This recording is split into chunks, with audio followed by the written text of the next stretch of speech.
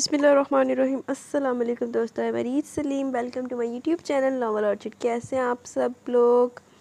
जी तो गाइस, आज हमने रीड करना है न्यू नावल। तो उससे पहले न्यू नावल स्टार्ट कर रहे हैं। और पहले अगर आपने मेरे चैनल नॉवल ऑर्चिड को सब्सक्राइब नहीं किया तो सब्सक्राइब कर दें और साथ में बेल आइकन भी प्रेस कर लें ताकि हर आने वाली वीडियो आपको मिलती रहे।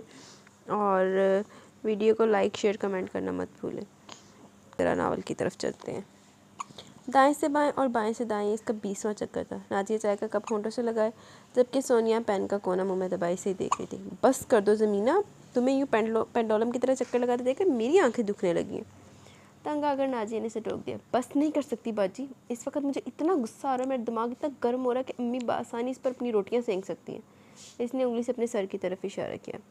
अम्मी ने रोटियाँ सेंकनी है, जलानी नहीं है, सोनिया धीमी आवाज़ में बोली थी, लेकिन मुकाबिल के कान भी बड़े तेज़ थे।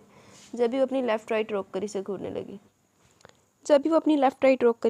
लगी। क्या कहा तुमने? दोनों हाथ कमर पर टका कर इसने सोनिया को घूरा। मैंने क्या कहा? उल्टा अनजान बनकर इससे पूछने लगी। अभी तुमने ओफ वो ज़मीना, इसे छोड़ो, ये बताओ गुस्सा किस बात पर है तुम्हें? इससे पहले ज़मीना सोनिया के पीछे पड़ती नाजिया ने इसका ध्यान इस बात की तरफ करवाया। ये जो नौशी है, इसने दांत पीस कर इसका ऐसे जिक्र किया जैसे इसे अपने दांतों के दरमियान पीस लेगी। खुद को समझती क्या है? नादिया ने सवालिया नजर सोनिया की तरफ देखा जिसने कंधे उचकाकर लाइलमी का इजहार किया। इसका तो दिल करता गला दबा दूं। अब किसने दाएं हाथ की मुट्ठी बनाकर बाएं हाथ पर मारी। उफ अल्लाह, नाजिया ने झंझलाकर कप करीब रखी मेज़ पर रख दिया। बात को कितना खींचती तुम ज़मीना, अब बोल भी चुको, कौन सा पटाखा वो तुम्हारे सर पर फोड़ कर गई है? नाजिया की अब बस हो गई थी। तो होर की सस्पेंस ही क्रिएट करी जा रही। आपको पता है वो क्यों आई थी? इसके सवाल पर नाजिया ने इस बात में सर ला दिया। अपने पास होने की मिठाई देने? जी नहीं, मैना ने जोरदार अंदाज में सरनफी में हिलाया। वो यहाँ अपनी खुशी सेलिब्रेट करने आई थी, बल्कि मेरी खुशी गारत करने आई थी। आपके वो हंसी होकर बोली। वो मुझे ये जताने आई थी कि इसके नंबर मुझसे कम थे, लेकिन इसके बावजूद इसे बेहतरीन यूनिवर्सिटी में दाखिला मिल गया, जबकि मैं टॉप करके भी यहाँ की लोकल यूनिवर्सिटी में एडमिशन ले रही हूँ। अब के फिर इसका लहजा गुस्सीला हो गया। इससे क्या फ़र्क पड़ता है ज़मीना, मकसद तो डिग्री का हसूल है ना। नाजिया ने रसानियत से इसे समझाना चाहा। मुझे फ़र्क पड़ता है बाजी, मैं हमेशा हर मामले में इससे बेहतर हूँ, लेकिन हमेशा हर बार बाजी वही ले जाती है और इस पर सोने पर सुहागा मुझे जिता भी जाती है। देखो मैं फिर जीत गई। इसका लहजा रंज गया। ज़मीना यहाँ हो गुड़िया। वो इससे 4 साल छोटी थी, लेकिन जब वो यूँ रंजीदा होती थी तो इसे बिल्कुल छोटे बच्चों की तरह ट्रीट करना पड़ता था। मैंने रूठे अंदाज में चलती इसके पास रखी कुर्सी पर बैठ गई। इसके करीब बैठने पर नाजिया ने इसका हाथ थाम लिया। वो पता है तुम्हारे साथ इस तरह क्यों करती है? क्योंकि तुम रिएक्ट करती हो। जब तुम इसे इसका मनचाहा रिस्पॉन्स नहीं दोगे तो वो खुद मायूस होकर पीछे हट जाएगी। खुद देख लो, वो मेरे या सोनिया के साथ तो ऐसी कोई मुकाबलाबाजी नहीं करती। आप और सोनिया की एज फैलो नहीं है, वो रूठे अंदाज में बोली। ठीक है, मैं मानती हूँ थोड़ी शो ऑफ है, लेकिन इसका इलाज ये है कि इसे इग्नोर किया जाए। और तुम क्यों इसकी वजह से अपनी खुशी ख़राब कर रही हो? नाजिया ने इसका हाथ थपथपाते हुए कहा। इस दफ़ा मैं इसकी खुशी ख़राब करूँगी। इसने खुद कलामी की, जिसे देख साथ बैठी नाजिया और सामने बैठी सोनिया ने आराम से सुना। क्या मतलब है इस बात का? नाजिया ने चौंक कर इसे देखा। कुछ नहीं, वो मज़ीद बात के बगैर कमरे से बाहर निकल गई, जबकि सोनिया ने परेशानी से नाजिया को देखा। अब ये क्या करने वाली है? पता नहीं। नाजिया ने उलझते हुए दरवाजे की तरफ देखा जहाँ से वो निकली थी। पता नहीं, बीबी कोई नमा चांदना चाड़ दी। फ्रेश होकर जब वो अंदर आए तो इमराना बेगम खाना लगा चुकी थी। मैना नहीं आई? प्लेट अपनी तरफ खिसकाते हुए गफूर साहब ने नाजिया से पूछा। वो नहीं खा रही, कह रही है भूख नहीं। खाना क्यों नहीं खा रही? इन्होंने सवालिया नज़रों से बीवी को देखा। आज नौशी आई थी तो चाय के साथ समोसे वगैरह खा लिए थे, इसलिए भूख नहीं लग रही। जब भूख लगेगी तो खुद खा लेगी, आप तो खाए ना। इन्हें हाथ रोके देखकर इमराना को कहना पड़ा। वो उनका भर के प्लेट पर झुक गए। सोनिया बेटा, 1 कप चाय बना दो और मैना को मेरे कमरे में भेजना। गफूर साहब के कहने पर सोनिया सर हिलाकर मुड़ गई। इमराना बेगम जब चाय लेकर अंदर आई तो गफूर साहब बेड ग्राउंड से टेक लगाए टीवी देख रहे थे। कप साइड टेबल पर रखकर वो करीब रखे सोफे पर पड़े धुले कपड़ों को तय करने लगी। मैना नहीं आई? इनके सवाल पर इमराना बेगम ने दरवाजे की तरफ देखा जहाँ से वो अंदर दाखिल हुई थी। इसके मतवारम चेहरे को देखकर जहाँ इन्होंने गुस्से से सर झटका, वहीं गफूर साहब ने चौंक कर इसे देखा। मौन छपाती पल के देरी से झपकती हुई इनके करीब आई। क्या हुआ है? इनके पूछने पर वो जो सुबह से जब्त कर थी इनके कंधे से लगकर जोर शोर से रोने लगी। कपड़े तय करती इमराना ने एक गुस्सीली नज़र इस पर डालकर तयशुदा कपड़ों को वापस सोफे पर रख दिया। बेटा हुआ क्या? कुछ पता तो चले। इसके मुसलसल रोने पर परेशान होकर बोले। पापा, आप कहते हैं ना कि मैं आपकी सबसे लाइक बेटी हूँ और आप सबसे ज़्यादा मुझसे प्यार करते हैं ना? कहने के साथ इसने सर उठाकर इनसे तस्दीक भी चाहिए। हाँ, मैं सबसे ज़्यादा अपनी मैना से प्यार करता हूँ। मेरे घर की रौनक है मेरी बेटी। वो इसका माथा चूमकर बड़ी शफकत से बोले। लेकिन नौशी को लगता है जितनी लाडली वो है शायद ही कोई और हो। इसके मुँह फुलाकर कहने पर गफूर साहब हंस पड़े थे। लगता है नौशी फिर कोई फूलझड़ी छोड़ कर गई। इन्होंने मुस्कुराकर इसका चेहरा देखा। पापा, नौशी ने जिस यूनिवर्सिटी में एडमिशन लिया मुझे भी वहीं पर एडमिशन लेना। दिमाग ख़राब हो गया इसका। इमराना जो कब से बर्दाश्त कर रही थी बोल पड़ी। एक मिनट, गफूर साहब ने हाथ उठाकर इन्हें रोक दिया। लेकिन बेटा, तुम्हारा इरादा तो यहाँ की यूनिवर्सिटी में एडमिशन लेने का था, फिर अचानक क्यों? वो बेहतरीन यूनिवर्सिटी है, वहाँ से पास होकर निकलने वालों का फ्यूचर ब्राइट है। वो कम मार्क्स लेकर भी वहाँ जा रही है, जबकि मैं तो डिज़र्व करती हूँ। गफूर साहब चुप हो गए, जबकि इमराना ने बेचैनी से इनकी खामोशी देखी। मैं ना, हर चीज़ की निकाली नहीं की जा सकती है। कोई बैग, शूज़ या कपड़ों की बात नहीं हो रही। जो इसने ली तो तुम भी लोगी, ले लोगी। हमेशा अपनी चादर देखकर पाँव फैलाने चाहिए। अगर चादर पाँव चादर से बाहर निकलते तो अपनी बेइज्जती होती है। वो जानती थी इसकी माँ को एतराज़ है। गफूर साहब के आने से पहले वो इनकी डांट भी खा चुकी थी, लेकिन जब कोई बात इसके दिल में समा जाती तो इसे करके रहती थी। पापा, मैं क्या गलत चीज़ की फरमाइश कर रही हूँ? पापा प्लीज़ मेरा वहाँ एडमिशन करवा दें। मैं वादा करती हूँ मैं पहले से ज़्यादा मेहनत करूँगी, आपको बिल्कुल मायूस नहीं करूँगी, प्लीज़ पापा। अब कि इसने मलतजी अंदाज में इनके हाथ थाम लिए थे। गफूर साहब ने इसका चेहरा देखा, जो बड़े मान से इन्हें देख रही थी। अच्छा सोचते हैं, इन्होंने धीमी सी मुस्कुराहट के साथ कहते हुए सियास की डोर थमाई थी। पापा, वो एकदम उठकर इनके गले लगी। आप दुनिया के बेहतरीन पापा हैं। कहने के साथ इसने मुड़कर माँ को देखा और भागती हुई बाहर निकल गई, जबकि गफूर साहब ने मुस्कुराते हुए दोबारा बैठकर उनसे टेक लगा ली। आपको इसे साफ इनकार कर देना चाहिए था।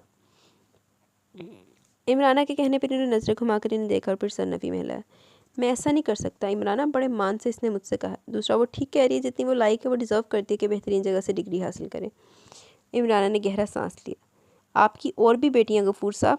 इनकी बात पर वो मुस्कुराती। जानता हूँ, लेकिन क्या मैं इनकी ख्वाहिश पूरी नहीं करता?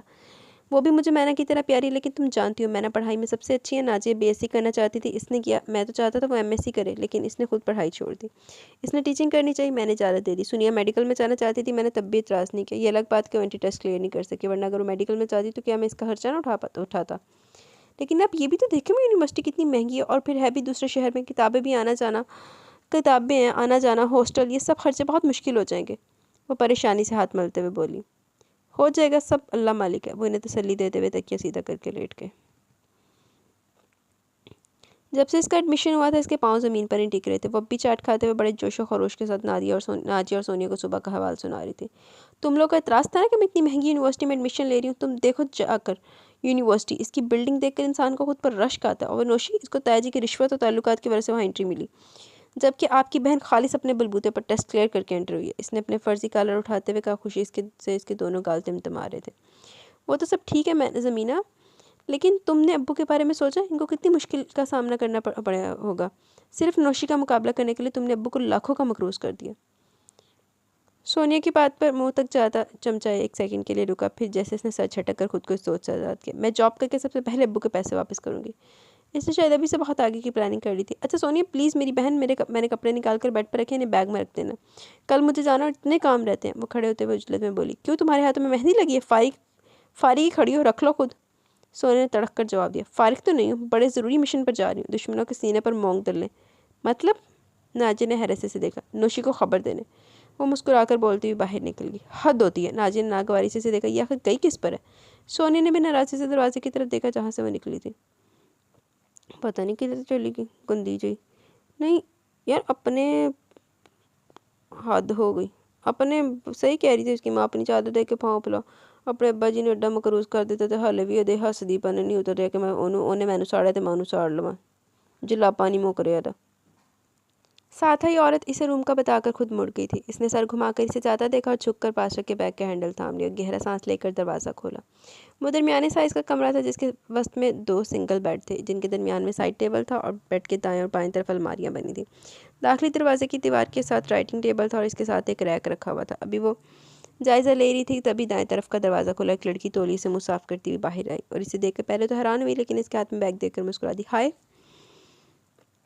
इसने आगे बढ़कर हाथ इसकी तरफ बढ़ाया। मैं राबिया और तुम गालबन मेरी रूम बैठो। जवाबन ज़मीना ने मुस्कुरा कर सर हिलाया और हाथ इसकी तरफ बढ़ाया। मैं ज़मीना। नाइस नेम ज़मीना। मुझे तुम्हारा इंतज़ार था। मैं 2 दिन से यहाँ और अकेले रह कर बोर हो रही थी और दुआ करी थी कि एक अच्छी लड़की जल्दी आ जाओ। देखो तुम आ गई। इसके हल्के फुल्के दोस्ताना अंदाज पर ज़मीना, जो काफ़ी घबराहट का शिकार थी, कदरे मुतमिन हो गई थी।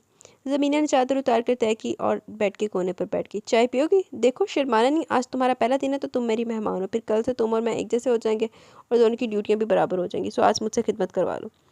इससे पहले कि वो कुछ बोलती, वो खुद ही शुरू हो गई। साथ ही इसने इलेक्ट्रिक केटल से 2 कप चाय भी निकाल ली। एक कप इसे पकड़ाते, दूसरा खुद थामते वो इसके सामने बैठ गई। अब हमें 2 साल इकट्ठे रहना, तो तकल्लुफ़ छोड़कर दोस्ती कर लेते हैं। पहले मैं तुम्हें अपने बारे में मैं बताती हूँ। नाम तो मैंने तुम्हें बता दिया। हम 2 बहनें और 2 भाई हैं। बड़े भाई और बहन की शादी हो चुकी है। पेरेंट्स मेरे सऊदीया में होते हैं। छोटा भाई मेरा ऑस्ट्रेलिया में पढ़ रहा है और मैं यहाँ पाकिस्तान में हूँ। ये हॉस्टल मेरी खाला का है, इसलिए मैं यहाँ आराम से रहती हूँ।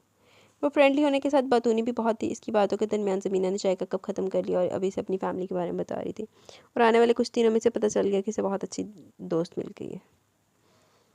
अच्छा जी, चलो कंपनी तो तन बीबी ने चंगी मिली, नहीं तो इत्थे भी तो सड़ के ख़त्म हो जाना सी ते दूजे नूं सलान दी तगो दो च रहना सी।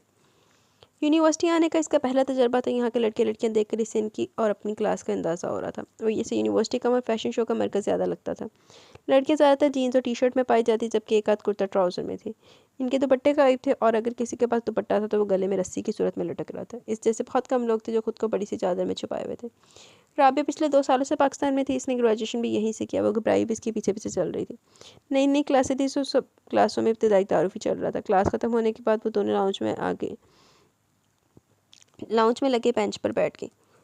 लॉन में लगे बेंच पर आकर बैठ गई। ज़मीना परेशानी से आते जाते स्टूडेंट्स को देख रही थी। इसने नौशी की ज़िद में एडमिशन तो ले लिया था, लेकिन यहाँ के हालात देखकर इसे मुश्किल लग रहा था वहीं सर्वाइव करे।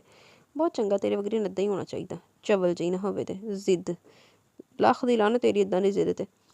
तुम्हारे मुंह पर 12 क्यों बज रहे? राबी ने इसकी आंखों के आगे चुटकी बजाई। नहीं तो, वो चेहरे पर ज़बरदस्ती की मुस्कुराहट लाते हुए बोली। तुम मुझे परेशान लग रही हो। नहीं तो, मैंने ने फिर से वही अल्फाज दोहराए। अगर तुम परेशान ही हो तो अच्छी बात है, लेकिन अगर परेशान हो तो इसकी ज़रूरत नहीं, क्योंकि मैं तुम्हारे साथ हूँ। इसके कहने पर ज़मीना ने इसकी तरफ देखा जो चेहरे पर मुस्कुराहट लिए इसे देख रही थी। ज़मीना भी मुस्कुरा दी थी मुतमिन होकर। वक्त का काम में गुजरना सुबह गुजर जाता है। इसे यहाँ एडजस्ट होने में काफ़ी मुश्किल होती, लेकिन राबे की वजह से इसे एडजस्ट होने में काफ़ी मदद मिली थी। राबे के अलावा इसकी दोस्ती सायरा और हिना से भी होगी, जो राबे की फ्रेंड्स थी। कभी कभी नौशी से भी मुलाकात हो जाती, जो यहाँ आकर बहुत बदल गई थी। जैसे देश वैसा भेस वाला मामला हो गया था। वो भी अब इसे जीन्स और टॉप में नजर आती थी, लेकिन मैं इसे इल्ज़ाम नहीं दे सकती थी, क्योंकि वो भी इस भीड़ चाल का हिस्सा बन गई थी। वो जीन्स तो नहीं पहनती थी, लेकिन इसे चादर लेना छोड़ दी थी। वो खुद को दकियानूसी या पेंडू कहलवाना नहीं चाहती थी। लाखलानत फरते रहते, क्योंकि वो जिन लड़कियों के ग्रुप का हिस्सा थी वो तीनों कमाल थी। बोल्ड, कॉन्फिडेंट और इसके साथ रहकर एहसास कमतरी का शिकार हो रही थी। इनसे ज़रूरत से ज़्यादा इंप्रेस हो चुकी थी और ख़ुद को भी इन जैसा बनाना चाहती थी, लेकिन वो चाहकर भी ऐसा नहीं कर पाई थी। वो जिन ब्रांड्स की चीज़ें पहनती या ख़रीदती थी, ज़मीना इनके बारे में सिर्फ सुन और सोच ही सकती थी। वो खुद को बहुत लायक और खूबसूरत समझती थी। नौशी की तरह की चीज़ खरीद कर वो जो समझती थी वो किसी से कम नहीं। यहाँ आकर इसे अपनी असलियत पता चली थी। यहाँ इससे कई गुना ज़्यादा लाइक लड़के लड़कियाँ थे। इससे ज़्यादा खूबसूरत हसीन लड़कियाँ थी, जिनके बाप के अलावा माएँ भी बड़े बड़े ओहदों पर फाइज थी। इनके पास महंगी तरीन गाड़ियाँ थी। इनके पास आला फ़ोन थे, जिसकी कीमतें सुनकर इसका सर चकरा जाता। हुन भी कर ला तू जिद, लानती है। इसे लगता था वो किसी और दुनिया में आ गई, जहाँ वो पैदा हुई पली बड़ी। वो ये डिज़र्व नहीं करती थी। इसे यहाँ होना चाहिए। लाख लानत है, अपनी औकात भूल दी भी। इसका बाप तो असूलों की वजह से अपनी हैसियत बदल नहीं पाया, लेकिन इसने सोच लिया था वो अब मज़ीद इस माहौल का हिस्सा नहीं बनेगी। अपनी क्लास खुद बदलेगी, खे ही खाएंगी, खुद बदलेगी अपनी क्लास ते लानती है। सोनिया कमरे में दाखिल हुई तो ज़मीना बड़े इन्हमाक से अपने नाखूनों पर नेल पॉलिश लगा रही थी। तुम्हें अम्मी बुला रही हैं। वो पैगाम देकर दोबारा बाहर चलेगी। ज़मीना ने गहरा सांस लेकर एक नज़र अपने हाथों पर लगी नेल पॉलिश को देखा और ढक्कन बंद करके खड़ी हो गई। अम्मी, आपने बुलाया? इमराना ने सर से पैर तक इसका जायज़ा लिया। तुम्हारी पप्पा नाजे की डेट फिक्स करने आ रही, तुम्हारी नहीं, जो तुम इतना तैयार होकर फिर रही हो। ज़मीना ने हैरत से खुद पर नज़र डाली। मैंने क्यों तैयारी की है? सुबह से कमरे में बंद हो, इतना नहीं हुआ माँ की मदद करवा दो। नाजिया सुबह से मेरे साथ लगी है। अम्मी, इसमें तो गुस्सा करने वाली क्या बात है? आप मुझे बता दें काम क्या। और जो आप मुझे डांटी हैं, सोनिया को कह देती, वो भी तो फारिग थी। फारिग नहीं थी, वो बच्चों को ट्यूशन पढ़ा रही है। इमराना के कहने पर हैरान हुई। ये कब शुरू की इसने?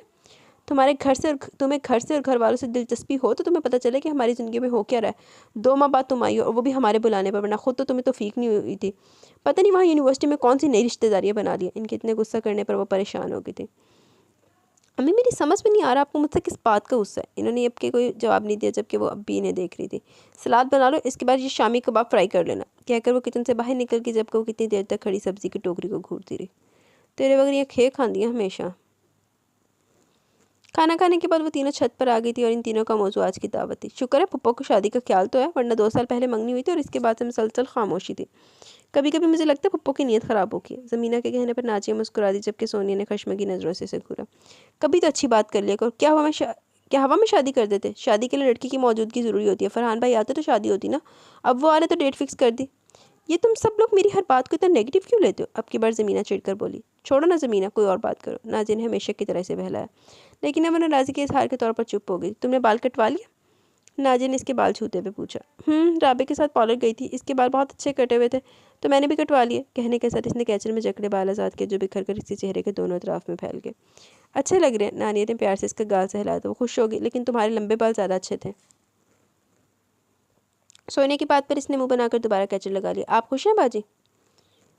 थोड़ी देर खामोश रहने के बाद इसने पूछा। खुशी वाली बात तो है ना, वो धीमे से बोली। कभी फरहान भाई से बात हुई? इसके पूछने पर नाजी ने ताज्जुब से देखा। मुझसे क्यों बात करेंगे? वो उल्टा इससे पूछने लगी। क्योंकि वो मंगेते ना आपके। पागलों जैसी बातें करियो, अच्छा लगता है यूँ शादी से पहले बातें करना? नाजी को तो सोच कर ही शर्म आ रही थी। ज़मीना ने अफसोस से सर ला। यही तो बात है बाजी, दुनिया कहाँ से कहाँ पहुँच गई और हम अब तक कुएं के मेंढक बने हुए हैं। आप सिर्फ बात करने से शर्मा रही है। मैंने यूनिवर्सिटी में देखा लड़कियां बगैर किसी रिश्ते के दोस्त भी बनाती हैं, फ़ोन पर बातें भी करती हैं, मिलने भी जाती हैं, तक कि कंबाइन स्टडी और पार्टीज़ भी होती हैं। इनके माँ बाप लिबरल और ब्रॉड माइंडेड है, जबकि हमारे जैसे मिडिल क्लास लोग सिर्फ लोगों के डर से अपनी खुशियों का गला खुद घोंट देते हैं। और बदले में मिलता क्या? कुछ नहीं। सारी ज़िंदगी कॉम्प्रोमाइज़ करते गुजर जाती है। पहले माँ बाप की घर छोटी छोटी ज़रूरतों को तरसते रहो, फिर माँ बाप अपने जैसे मिडिल क्लास लोगों में शादी करवा देते, फिर शौहर की महदूद आमदनी में गुजारा करो, जैसे रखे हो वैसे रहो। कभी हम जैसी लड़कियां अपनी खुशी और मर्जी की ज़िंदगी नहीं गुजार सकती। इसकी बातों में इतनी तलखी थी कि वो दोनों हक्का बक्का होकर इसकी शक्ल देख रही थी। वहाँ यूनिवर्सिटी में ये सीख रही हो ज़मीना? नाजी ने पहले हैरत से और फिर दुख से देखा। अब आप भी अम्मी की तरह यूनिवर्सिटी को कोसना मत शुरू कर देना। मुझे कभी कभी लगता है अब तक मेरी जो ज़िंदगी गुजरी है बस बंद डब्बे जैसी थी, जिसमें मुझे चार दीवारें देखने की आदत हो गई थी और लगता था यही डब्बा सारा जहाँ है। लेकिन मैं गलत थी। इस 1.5 साल में मुझे पता चला कि ज़िंदगी क्या है, दुनिया में क्या हो क्या रहा है। दुनिया कितनी खूबसूरत है, इसके कितने खूबसूरत रंग है, और वैसे रंग इसके चेहरे पर भी बिखर गए। अलांती कोई ना कोई जान चाड़ रही है। नाजिया ने बेसाख्ते से टोक दिया। बस करो मैना, इतने ऊंचे ख्वाब मत देखो। हमारी दुनिया यही है और तुम भी इसका हिस्सा हो। बाजी मैं इस दुनिया का हिस्सा नहीं बनना चाहती। अगर मेरे ख्वाब ऊंचे तो इनकी ताबीर भी मैं खुद ढूंढ लूँगी। वो दोनों हमेशा की तरह इसका मुँह देख कर रह गई। अद्दत ना लानतियाँ घर दे भी चीज़ें हिल रही हैं बेगैर तौर पर। वो अंदर आई तो गफूर साहब आंखें बंद किए लेटे थे, जबकि सामने टीवी चल रहा था। आहट पर उन्होंने आंखें खोलकर देखा, सीधे होकर बैठ के। तबीयत ठीक है आपकी? ट्रेन के सामने रखकर उनके सामने बैठ गई। हाँ मैं ठीक हूँ, वो मुस्कुरा कर बोले। आपने आज आकर चाय भी नहीं पी और खाना भी नहीं खाया। नाजिया ने आपके लिए कस्टर्ड बनाया था तो वो आपने चखा तक नहीं। इन्होंने ट्रे की तरफ इशारा किया जहाँ कस्टर्ड का प्याला था। अच्छा, इन्होंने कुछ कहे बगैर प्याला उठा लिया। कोई परेशानी है? वो गौर से इनका चेहरा देखने लगे। वो कुछ देर कहीं न या न कहें कि कश्मकश में रहे, फिर गहरा सांस लेकर प्याला वापस रख दिया। परसों मैंने की फ़ीस जमा करवानी है, लेकिन पैसों का बंदोबस्त नहीं हो रहा। इन्होंने परेशानी से अपना माथा मसला। इमराना ने गहरा सांस लिया। मैंने आपको मना किया था कि एक दिन या कुछ हफ्तों की बात नहीं, 2 सालों की बात है, लेकिन आपने। वो सर झटक कर खामोश हो गई। इमराना, इसका मुतालबा नाजायज़ नहीं था। वो डिज़र्व करती थी और मुझे पता है वो कभी मुझे मायूस नहीं करेगी। इतना टाइम गुजर गया, अब तो बस आखिरी 2 सेमेस्टर की फ़ीस रह गई है। गफूर साहब, मैंने पहले भी आपसे कहा था कि हमारी 2 बेटियां और भी हैं। कुछ दिन बाद नाजिया की शादी, कैसे खाली हाथ रुखसत करेंगे? अल्लाह ना करे ऐसा, अल्लाह मुसब्बिबुल अस्बाब है, हो जाएगा सब। इन्होंने इनसे ज़्यादा खुद को तसल्ली दी। इमरान ने मज़ीद कोई बात नहीं की, खामोशी से उठ गई थी। लाख लानत अद्दाली दी उठे बगैरत उठते इन्हें तो जॉब करके पैसे लाने चाहिए। कितने गया था उत्थे जाके बस दूजे लोगों ने वेख के रुड़दी पी लानती। वो आज खास तौर पर यूनिवर्सिटी में टेस्ट देने आई थी, लेकिन यहाँ का पता चला कि इन तीनों का ऐसा कोई इरादा नहीं, बल्कि वो टेस्ट छोड़ के शॉपिंग पर जा रही हैं। और इसके मना करने के बावजूद उन्होंने इसे भी घसीट लिया। इसे टेस्ट न देने का बहुत अफसोस था, लेकिन कुछ देर बाद इनके साथ मॉल में घूमते, आइसक्रीम खाते, शॉपिंग करते हुए जैसे सारा अफसोस ज़ाहिल हो गया। इसे याद ही नहीं था कि कितनी मुश्किल से इसके बाप ने इसे यहाँ पढ़ने के लिए भेजा। यार सायरा, अब हमें हॉस्टल छोड़ दो। राबिया ने ड्राइविंग सीट की तरफ देखकर कहा जहाँ सायरा बैठी थी। चिल करो यार, यूनिवर्सिटी का टाइम वैसे ही ख़त्म हो गया। हाँ लेकिन हॉस्टल तो टाइम पर जाना है ना। अब भी राबिया बोली। जवाबन सायरा कहकर लगा कर हंस पड़ी। ये भी खूब कही तुमने। हॉस्टल तुम्हारी खाला का, इसलिए मुझे हॉस्टल का ड्रावा ना दो। तुम क्या चाह रही हो? मैं तुम लोगों को घर लेकर जा रही हूँ। ओ प्लीज़ सायरा, हमारा हुलिया किसी से मिलने वाला नहीं। ज़मीना ने सायरा से कहा। यार मैं तुम्हें रिश्ते के लिए नहीं लेकर जा रही जो मैं इतनी कॉन्शियस हो रही हूँ। साथ ही इसने गाड़ी रोक दी। इसके उतरते राबिया और ज़मीना भी उतर गए। इतना शानदार घर देखकर ज़मीना का मुंह खुल गया, लेकिन अगले ही पल इसने मुंह बंद करके चोर नज़रों से इन तीनों की तरफ देखा जो बातें करती हुई अंदर जा रही थी। वो भी होंठ काटती इनके पीछे चलने लगी। वो तौसीफ़ी नज़रों से इर्द गिर्द का जायज़ा ले रही थी। तभी मुलाजमा ट्रॉली की सीट थी अंदर आई। शुक्र है तुमने कुछ खाने को मंगवा लिया, भूख से जान निकली थी। सबसे पहले हिना ट्रॉली की तरफ बढ़ी और फिर राबिया, जबकि वो वहीं चुपकी बैठी रही। ज़मीना तुम भी लो ना, यूं ही शर्माती रही तो सब कुछ ये दोनों चट कर जाएंगी। सायरा के कहने पर वो ट्रॉली की तरफ बढ़ी। तभी खुशबू का झोंका महसूस कर इन चारों ने दरवाजे की तरफ देखा, जहाँ से खूबसूरत स्टाइलिश लड़की दाखिल हुई। हेलो एवरीवन, इसने अंदर दाखिल होते सबको देखा था। नगीन, तुम अभी घर पर ही हो? सायरा से देखकर हैरान हुई। हाँ, सुहेब का वेट कर रही थी, वो कहते हुए सोफे पर बैठ गई। ज़मीना यकटक इसे देख रही थी। वो ना सिर्फ खूबसूरत थी बल्कि खुश लिबास भी थी। ब्लू जीन्स और वाइट शर्ट पर पर्ल की वाइट माला, कानों में पर्ल के टॉप्स और गोल्डन सिल्की बाल, बस इतनी अच्छी लग रही थी कि वो अभी तक इस पर नजर जमाए बैठी थी। खूबसूरत तो वो भी कहलाती थी, लेकिन हुस्न को नुमाया करना इसे नहीं आता था।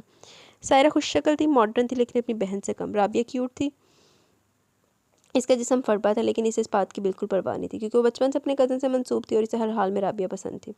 इसके बरक्स हिना का रंग सांवला था, लेकिन नकूश तीखे थे। वो इन तीनों से शक्ल में बेहतर थी, लेकिन अमारत का फ़र्क इसे एहसास कमतरी में मुब्तला कर देता था। तभी तनकीन ने इसकी तरफ सवालिया नज़रों से देखा। मैंने पहचाना नहीं, इसने सायरा से पूछा। ये हमारी फ्रेंड है ज़मीना। सायरा के बताने पर इसने मुस्कुराकर ज़मीना को देखा। खुशी हुई ज़मीना तुमसे मिलकर। इसकी खुश इखलाक़ी देखकर ज़मीना और मरूब हो गई। तभी दरवाज़ा खुला, एक शानदार सा शख्स अंदर दाखिल हुआ। इसने मुस्कुराकर सबको हेलो कहा और सरसरी नज़र सब पर डालकर नगीन की तरफ बढ़ा। कहाँ रह गए थे ज़ुहैब, कब से वेट कर रही हूँ। नगीन इसे देखते उठकर इसके गले लगी थी। मैं घर से जल्दी निकला था, लेकिन ट्रैफिक में बहुत था। तुम रेडी हो, वो इसे सताइशी अंदाज में देखकर बोला। बिल्कुल। आपकी तैयारियाँ मुकम्मल नहीं हुई। हिना के पूछने पर मैं नगीन को देखने लगा। हमारी तरफ से तो मुकम्मल है, तुम्हारी कज़न को कुछ पसंद नहीं आता, कभी जोड़े पर एतराज़ तो कभी रंग पर, लेकिन आज फाइनल हो जाएगा। वो इस पर प्यार भरी नज़र डाल को बोला। चलो अब। ज़ुहैब इसे बारू से पकड़ते हुए बाहर लेके। ये कौन थे। अपनी उलझन ख़त्म करने के लिए ज़मीना को पूछना पड़ा। नगीन के होने वाले मंगेतर ने 2 हफ्ते हो गए इन्हें शॉपिंग पर जाते, कुछ फाइनल ही नहीं हो रहा। अब तो मम्मी ने भी लास्ट वार्निंग दे दी कि अब फाइनल ना किया तो फिर सारी शॉपिंग इनकी मर्ज़ी से होगी। सायरा के बताने पर ज़मीना ने हैरत से दरवाजे की तरफ देखा, जहाँ वो खड़े थे। अभी मंगनी भी नहीं हुई और इतनी बेतकल्फ़ी के गले लग रहे थे। शॉपिंग इकट्ठे करें, इसे एकदम अपनी बहन याद आई, जिसकी शादी होने वाली थी। सारी शॉपिंग पप्पा खुद कर रही थी, जिसको वो सब पहनना और इस्तेमाल करना था। इसे झूठे मुँह भी पूछना गवारा नहीं किया। वो इन्हीं सोचों में गुम थी जब ज़ोरदार आवाज़ के साथ दरवाज़ा बंद हुआ तो डर के मारे उछल पड़ी और हाथ में थामा जूस का गिलास चला गया। तभी कोई अंदर आया। ज़ैन, तुम तरीके से नहीं आ सकते। सायरा ने आने वाले को घर का था। मुझे क्या पता तुम अपना गैंग लेकर यहाँ बैठी हो। वो कहते हुए सामने सोफे पर तकरीबन नीम दराज हो गया, लेकिन ज़मीना पर नज़र पड़ते उठ के बोला। ये नई शक्ल कौन है। वो इसे घूरते हुए बोला। मेरी दोस्त है। ये कब बनी। वो सायरा से पूछने लगा। 1 साल से ज़्यादा हो गया। और मुझे क्यों पता नहीं चला। इसके कहने पर ज़मीना ने हैरत से देखा। जाओ जाकर फ्रेश हो जाओ, मैं नाश्ता को कहती हूँ तुम्हें खाना गर्म कर दे। सायरा ने इसे वहाँ से उठाना चाहा। वो ज़मीना को घूर रहा था, जबकि वो नर्वस होकर इधर उधर देख रही थी। चलो अब देर हो रही है। आखिर तंग आकर वो राबिया के कान में मिनमिनाई। हाँ चलो। राबिया के उठते इसने सुकून का सांस लिया। गाड़ी में बैठकर इसने सरसरी से नज़र बाहर डाली तो जैन को गेट पर खड़ा देखकर एक पल के लिए ठिठकी फिर नज़रों का जाविया बदल लिया। देखो लानती औरत केड़ा केड़ा चंद चाड़ के जाती थी वापस। सायरा के घर से आकर वो बेचैन रही थी। इसे इनके लाइफस्टाइल पर रश्क आ रहा था। जब वो नकीन और नाचे की ज़िंदगी का मुआवजा करती तो इसे दुख होता। वो ये नहीं सोच रही थी कि अल्लाह ताला ने हर इंसान को अलग किस्मत के साथ पैदा किया। ज़रूरी तो नहीं बज़ाहिर जो अच्छा नज़र आ रहा है वो ज़रूर अच्छा ही हो। वो अल्लाह की तकसीम पर शाकी हो रही थी। वो नाशुक्री थी जो हासिल था इस पर शुक्र अदा करने के बजाय जो नहीं था इस पर अफसोस कर रही थी। तुम्हारी तबीयत ठीक है। राबिया जो कब से करवटें बदलती देख रही थी आखिर पूछ ही लिया। हाँ ठीक हूँ। वो गहरा सांस लेकर उठ बैठी। बस नींद नहीं आ रही। क्यों, तुम्हारा टेस्ट न देने का अफसोस ख़त्म नहीं हुआ। राबिया के तीखे अंदाज पर मुस्कुरा दी। ऐसी बात नहीं है। अच्छा नगीन के एंगेजमेंट पर चलोगी, मज़ा आएगा। राबिया के पूछने में कितनी देर सोचती रही। इतना क्या सोच रही हो। राबिया ने झंझला कर कहा। बस तुम चल रही हो। इसने खुद ही हतमी अंदाज में कहकर बात ख़त्म कर दी। कल चलेंगे शॉपिंग के लिए। सुना आगा नूर में बड़ी अच्छी कलेक्शन आई है, वहाँ से अच्छे फॉर्मल ड्रेसेस मिल जाएंगे। वो पुरसोच अंदाज में बोली। तभी राबिया का मोबाइल बजा और स्क्रीन पर नंबर देखकर मुस्कुराती। कासिम का फ़ोन है। इसने अपने मंगेतर का नाम लिया, फ़ोन लेकर बाहर चली गई। ज़मीना एक बार फिर लेट की। तभी इसका भी मोबाइल बजा। इमराना का फ़ोन था। कैसी हैं आप। सलाम के बाद इसने इनकी खैरियत पूछी। मैं भी ठीक हूँ। इतनी देर से फ़ोन करी थी। बाजी को भी किया, पापा को भी कोई अटेंड नहीं करा। मैं और तुम्हारे पापा तुम्हारी पप्पो की तरफ गए थे फ़रहान से मिलने। आगे फ़रहान भाई। वो खुशी से बोली। हाँ इसके बाद तुम्हारे ताया की तरफ चले गए, आज नौशी की मंगनी थी। क्या। वो लेटे से उठ बैठी। ये अचानक किससे हुई। वो हैरत से बोली। इसकी क्लास फेलो का भाई है शायद। यह क्लास फेलो मैंने ध्यान नहीं दिया, इसलिए से कुछ दिन से नौशी नज़र नहीं आ रही थी। अगर क्लास फेलो तो फिर वही होगा जिसके साथ अक्सर घूमती नजर आती थी। यानी पसंद से शादी हो रही है। वो संजीदगी से बोली। लग तो यही रहा। चल तू दसता तीन हूँ तीन तेरी भी गंद खोलना कि मेरा भी पसंद ना करो। लौनती औरत ने। ताया जी ने कुछ नहीं कहा। लगता तो नहीं, वेल ऑफ लोग लग रहे हैं। बैठे बैठाए इतना अच्छा रिश्ता खुद आ जाए तो किसको क्या एतराज़ हो सकता है। वैसे हैरत है, नौशी ने खबर मुझे नहीं सुनाई। ज़मीना को वाकई हैरत हुई। इमरान ने कोई जवाब नहीं दिया। शादी कब तक होगी। देखो साल तो लगेगा, क्योंकि अभी नौशी के साथ पढ़ रहा है। जब किसी काम से लगेगा तभी शादी होगी। खैर तुम बताओ घर कब आ रही हो। 2 हफ्ते बाद शादी, इतने काम रहते। तुम अगर आ जाओ तो अच्छा है, बहनों की मदद हो जाएगी और अपनी शॉपिंग भी कर लेना। अम्मी अपनी शॉपिंग में यहाँ से राबिया के साथ कर लूँगी। आप पापा से कहें मुझे पैसे भिजवा दें। हाँ याद आया, कल सेमेस्टर फ़ीस की लास्ट डेट है। अब्बू को याद करवा दे मेरी फ़ीस भिजवा दे। इस दफ़ा पापा ने लेट कर दिया। इमरान ने गहरी सांस ली। तुम्हारे पापा परेशान हैं आजकल क्योंकि तुम्हारी फ़ीस का बंदोबस्त नहीं हो पा रहा। इनकी बात सुनकर वजह से उछल पड़ी थी। ये कैसा मजाक है अम्मी, आपको बताया तो कल लास्ट डेट है। अगर फीस जमा नहीं हुई तो मुझे एग्जाम में बैठने की परमिशन नहीं मिलेगी, मेरा सेमेस्टर ज़ाया हो जाएगा। पापा से कहें जैसे भी हो कल मुझे पैसे भिजवाएं, 20-30 हज़ार एक्स्ट्रा भिजवाएं, मुझे शादी की शॉपिंग भी करनी। कहकर इसने इनकी सुने बगैर इसने फ़ोन बंद कर दिया। लाख लानत तेरी ज़िंदगी तेरी लानत। इससे बेहद गुस्सा आ रहा था। यहाँ लोगों की ज़िंदगियाँ बदल रही हैं, खुशियाँ इनके दरवाजे पर बैठी रहती है, जबकि इसकी ज़िंदगी छोटी छोटी ज़रूरतों के जोड़ तोड़ में गुजर रही थी। इसका मूड बुरी तरह ऑफ हो चुका था। इसने लेट कर मुँह पर तकिया रख लिया। वो इस वक्त राबिया का सामना नहीं करना चाहती थी। खुदकुशी का अल्लाह एक वरी तू लानती औरत, बेगैरत औरत। और जब ऑफिस से निकली तो इसे अपनी टांगें कांपती महसूस हो रही थी। सामने खड़ी राबिया ने चौंक कर इसका चेहरा देखा, जो धुआं धुआं हो रहा था। वो देरी से इसके करीब आए। क्या हुआ? इसने परेशानी से इसे देखा। इसके पूछने की देर थी। वो दोनों हाथों में जरा छुपा कर रोने लगी। राबिया ने सटपटा कर इधर इर्द गिर्द देखा, जहाँ इक्का दुक्का स्टूडेंट नजर आ रहे थे। वो इसे बाजू तक खींचती हुई पिलर के पास रखे बेंच पर लिए, चेहरे से हाथ हटाकर पानी की बोतल इसके मुंह से लगाई। हुआ क्या है? पापा ने फीस जमा नहीं करवाई, कहने के साथ ही इसे फिर रोना आया था। लख लानत तेरे थे, मैं को पता नहीं मर गई तू। तुमने फ़ोन किया इन्हें? इनका फ़ोन ऑफ है। राबिया ने इनकारा भरा। हो सकता है ज़मीना कोई प्रॉब्लम हो गया, वरना हमेशा तुम्हारी फीस सबसे पहले जमा होती है। लेकिन अब मैं क्या करूँ, यूनिवर्सिटी ऑफ होते ही डेट भी ओवर हो जाएगी। वो बेहद परेशान थी। वो समझ कि पापा पैसे का इंतजाम नहीं कर सके। इसमें परेशानी वाली क्या बात है, चलो मेरे साथ। राबिया ने इसे बाजू से खींच कर उठाते हुए कहा। राबिया प्लीज़, रोते हुए बोली। राबिया ने आगे बढ़कर इसके भीगे हुए गाल साफ किए। अभी तुम्हारी दोस्त जिंदा है। वो सीने पर हाथ रखकर भारी आवाज़ में बोली, फिर खुद ही खिलखिलाकर हंस पड़ी। उठ भी जाओ। इसके खींचने पर वो खड़ी होगी। इस वक्त इसका दिमाग बिल्कुल माउफ हो चुका था। वो दोनों यूनिवर्सिटी से बाहर आई। राबिया ने इसका हाथ छोड़ दिया। इसने सर उठाकर देखा, वो बैंक की बिल्डिंग थी और राबिया एटीएम के पास खड़ी थी। चलो हो गया बंदोबस्त। वो इसी तरह हाथ थाम कर इसे दोबारा ऑफिस तक ले आई। इसने इसकी फीस जमा करवाई। हो गई तुम्हारी फीस जमा, इतनी सी बात थी। वो जो सर झुकाए बैठी थी, उठकर इसके गले लगी। ज़मीना यार, वो इसे मुसलसल होता देखकर राबिया ने इसकी पुश्त से लाई। मैं तुम्हारा एहसान कभी नहीं भूल सकती। अच्छा बाबा मत भूलना, पर अभी तो रोना बंद करो। स्टफ स्टूडेंट देख रहे क्यों मेरी रैपो ख़राब कर रही हो? इसके मुस्कुराने पर ज़मीना झेंप कर पीछे हुई। मैं तुम्हें जल्द वापस कर दूंगी, मुझे कोई जल्दी नहीं। मुझे पापा पर गुस्सा आ रहा है। इसे वाकई बहुत गुस्सा आ रहा था। मर जा तू, लानती है। ऐसे नहीं बोलते ज़मीना। राबिया को बुरा लगा। ज़रूर इनकी कोई मजबूरी होगी, थी तो बता देते मुझे। अगर आज तुम ना होती तो सोचो क्या होता, फिर मैं क्या करती। इसे फिर से रोना आ रहा था। अच्छा जो हुआ हो गया, छोड़ो बस। लेक्चर अटेंड करके हम शॉपिंग पर जा रहे हैं और खाना भी बाहर खाएंगे। नहीं राबिया, मेरा मूड नहीं है। मुझे कोई एक्सक्यूज़ नहीं सुनना, अब अपना मुंह बंद करो। इसका मना करने का इरादा देखकर इसने इसे टोक दिया। राबिया प्लीज़, सायरा हिना के सामने इस बात का जिक्र मत करना। तुम्हें क्या लगता है मैं पागल लगती हूँ? इसने नाराज़ी का। नहीं मेरा मतलब, तुम्हारा जो भी मतलब था, ये तुम्हारी मेरी बात है और जो हमारे दरमियान रहेगी। अलबत्ता तुम अपने मुंह के जावे दुरुस्त कर लो, बल्कि वॉशरूम जाकर अपने थोबड़े पर पानी मार करो। तुम्हारा रोया चेहरा तुम्हारी दास्तान सुना देगा। तुम चलो, मैं आती हूँ। राबे को भेजकर खुद वॉशरूम में आ गई। लानती और तो मुझे जहर लग रही है ये हीरोइन अगर है तो। इन तीनों ने हैरत से अपनी तरफ आते जैन को देखा। तुम? सायरा ने हैरत से देखा। खैरियत थी? वो बुलझ कर बोली। हाँ क्यों, तुम लोग की यूनिवर्सिटी में बंदा बगैर खैरियत के आता है? वो खुशदिली से बोलता इनके सामने बैठ गया। पहले तो तुम कभी नहीं आए। मेरा दोस्त पढ़ता है यहाँ, इससे मिलने आया था। कौन सी दोस्त? पहले तो कभी तुमने जिक्र नहीं किया। सायरा ने आंखें छोटी करके मशकूक अंदाज में से देखा। तुम्हें इसका नहीं पता? इसने लापरवाही से कहकर इर्द गिर्द मतलाशी नजरों से देखा। वो तीनों इसे देख रही थी। किसी को ढूंढ रहे हो? राबे के पूछने पर वो गड़बड़ाकर सीधा हुआ। नहीं तो। मुसलसल खामोशी पर इसने इर्द गिर्द से नजर हटाकर इन्हें देखा, जो बहुत गौर से इसे देख रही थी। ऐसे क्या घूरी हो? अगर मेरा आना बुरा लगे तो चला जाता हूँ। अरे ऐसी बात नहीं। हिना ने इसे रोका, जो मायूस होकर उठ रहा था। तभी इसको आता देखकर इसकी मुस्कुराहट गहरी हो गई। वो तीनों जो इसे देख रही थी, इसकी नज़रों के ताक़ुब में देखा जहाँ से ज़मीना आ रही थी। इन तीनों ने बेसाख्ते एक दूसरे को देखा। वो जो अपने ध्यान में आ रही थी, सामने नज़र पड़ते चौंकी। तुम लोग यहाँ मेहमान नवाजी का कोई रवाज नहीं? वो तो जाने वाला था, फिर इनके सामने दोबारा बैठ गया। तुम तो जाने वाले थे। सायरा ने संजीदगी से देखा। थोड़ी देर बैठ जाऊंगा तो तुम्हें बिल आएगा, कहकर इसने नजर फिर से ज़मीना के गुलाबी चेहरे पर गाड़ दी। राबिया चले? इसके घूरने पर ज़मीना ने राबिया से कहा। कहाँ की तैयारी है? इन्हें उठता देखकर सायरा ने पूछा। शॉपिंग पर जा रहे हैं। चलो फिर हम चलते हैं, कल मुलाकात होती है। चलो मैं तुम लोग को छोड़ दूँ, वैसे भी फारिग ही हूँ मैं। वो भी फ़ौरन खड़ा हो गया। राबिया ने अप्रोच कर सायरा को देखा, जो अब कंधे उचका कर रह गई। थैंक्स जैन, हमारा जाने का बंदोबस्त है, फिर कभी। Okay bye. वो सूरज से इनकार करते हुए इसका बाजू पकड़ के चल पड़ी, जबकि जैन की नज़रों ने दूर तक इसका पीछे किया। क्या चल रहा है तुम्हारे दिमाग में? सायरा के इस्तफसार पर इसने अब्रूज कर इसे देखा। दोस्त से मिलने आया था, सोचा तुमसे भी मिल लूँ। इसमें दिमाग में चलने वाली क्या बात है? सायरा अब भी जायज़ा लेती नज़रों से इसे देख रही थी। ओके चलता हूँ। वो तेरी से आगे बढ़ रहा था, जब इसकी बात सुनकर ना सिर्फ रुक किया बल्कि मुड़कर इसे देखा। क्या कहा तुमने? वो तुम्हारे टाइप की नहीं है। किसकी बात कर रही हो? अनजान मत पड़ो। सायरा के कहने पर इसने गहरा सांस लिया। तुम्हें कब से मेरे टाइप में दिलचस्पी होने लगी? वो अब सीने पर हाथ बांध कर खड़ा था। इसके पीछे जाकर सिर्फ अपना टाइम वेस्ट करोगे। वो तुम्हारी बातों में आने वाली नहीं, बहुत मुख्तलिफ लड़की है। सायरा ने जताने वाले अंदाज पर मुस्कुराया। चलो देखते हैं, कहकर वो रुका नहीं, जबकि सायरा ने सर झटका। इदा दी बादी भी होंगी है तो इदा दी जलील औरतें इदा दे फिर बंदियां दे काबू आंदियां। अपना मूड ठीक करो यार, मसला हल हो गया। राबे के टोकने पर इसने सर झटक कर खुद को नॉर्मल किया। वो रैक में लगे कपड़ों को देख रही थी, फिर बेलूशी फ़ोन के सूट को खुद से लगाकर आईने में देखा, लेकिन अपने बिल्कुल पीछे जैन को खड़े देखकर वो हैरत से देखने लगी और इसके मुस्कुराने पर चौंक कर इसकी तरफ मुड़ी। ये सूट कर रहा है आप पर? इसके कहने पर ज़मीना ने हाथ में पकड़े सूट को देखा और दोबारा इसे हैंग कर दिया। क्या हुआ, सूट पसंद नहीं आई या मेरा तारीफ़ करना अच्छा नहीं लगा?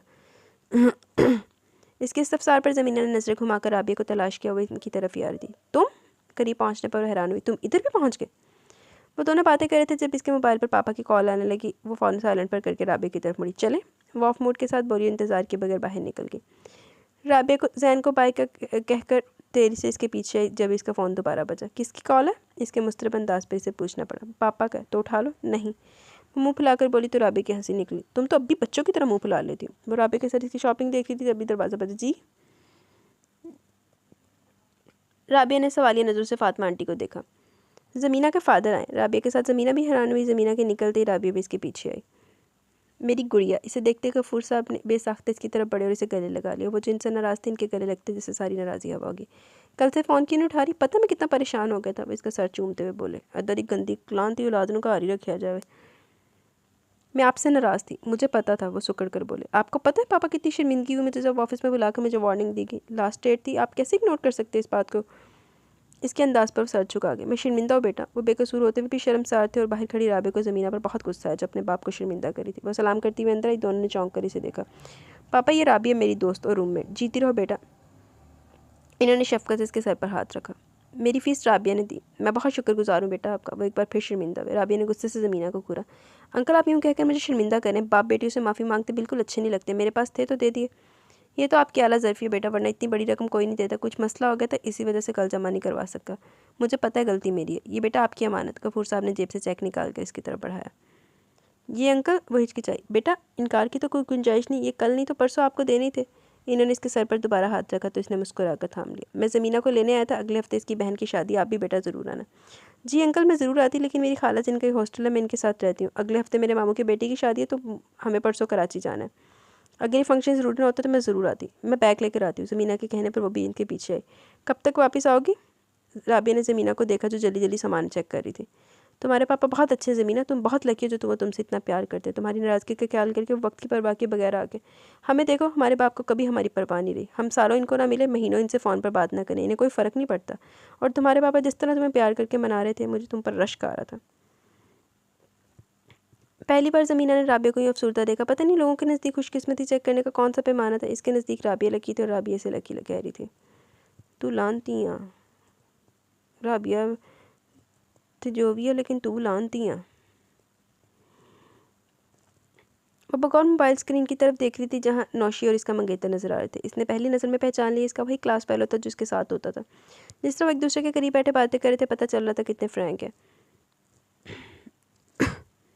वैसे मुझे एक बात पर हैरत है, इस बार नौशी ने ज़मीना को पहले इतला नहीं दी। नाजिया ने शरारत से ज़मीना का संजीदा चेहरा देखा। इसे डर होगा हमेशा की तरह ज़मीना इसके मुकाबले में उतर कर कहीं इसके मंगेतर को न छीन ले या अपने दोस्त के भाई को इसके मंगेतर के मुकाबले में ला खड़ा ना करे। ये जवाब सोनिया की तरफ से आया। वो दोनों खुद ही कहका लगाकर हंस पड़ी। मैं तो बस ये सोच रही हूँ अपनी बेटी की हरकतें ताया जी को नज़र नहीं आई या इनको माशरे या अफराद याद नहीं आए। जब आपकी मंगनी थी तो ताया जी को एक साथ बैठने पर एतराज़ था। फरहान भाई खुद अंगूठी पहनाना चाहते तो ताया जी ने इसे बेशर्मी के ज़ुमरे में शामिल कर दिया।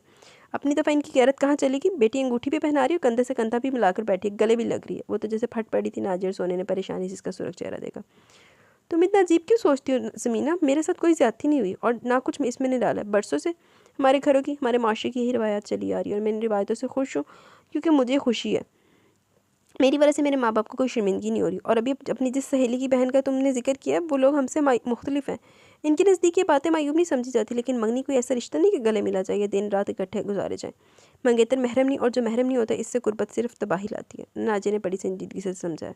लेकिन मैं आपको बता रही हूँ, मैं बिल्कुल ऐसी ज़िंदगी नहीं गुजारना चाहती। एक तो मुझे रिश्तेदारों में बिल्कुल शादी नहीं करनी, और किसी अपने जैसे मिडिल क्लास घराने में तो बिल्कुल नहीं, जहाँ छोटी छोटी ज़रूरतों के लिए तरसना पड़े। इसका अमीर होना और मॉडर्न होना ज़रूरी है। इसकी शर्तें गिनवाने पर नादिया हंस पड़ी, जबकि सोनिया ने अफसोस से सर झटका। अच्छा मैडम, तुम्हारी ख्वाहिश मैं अम्मी तक पहुँचा दूँगी और ज़रूर मेरी शहज़ादी को शहज़ादा ही मिलेगा।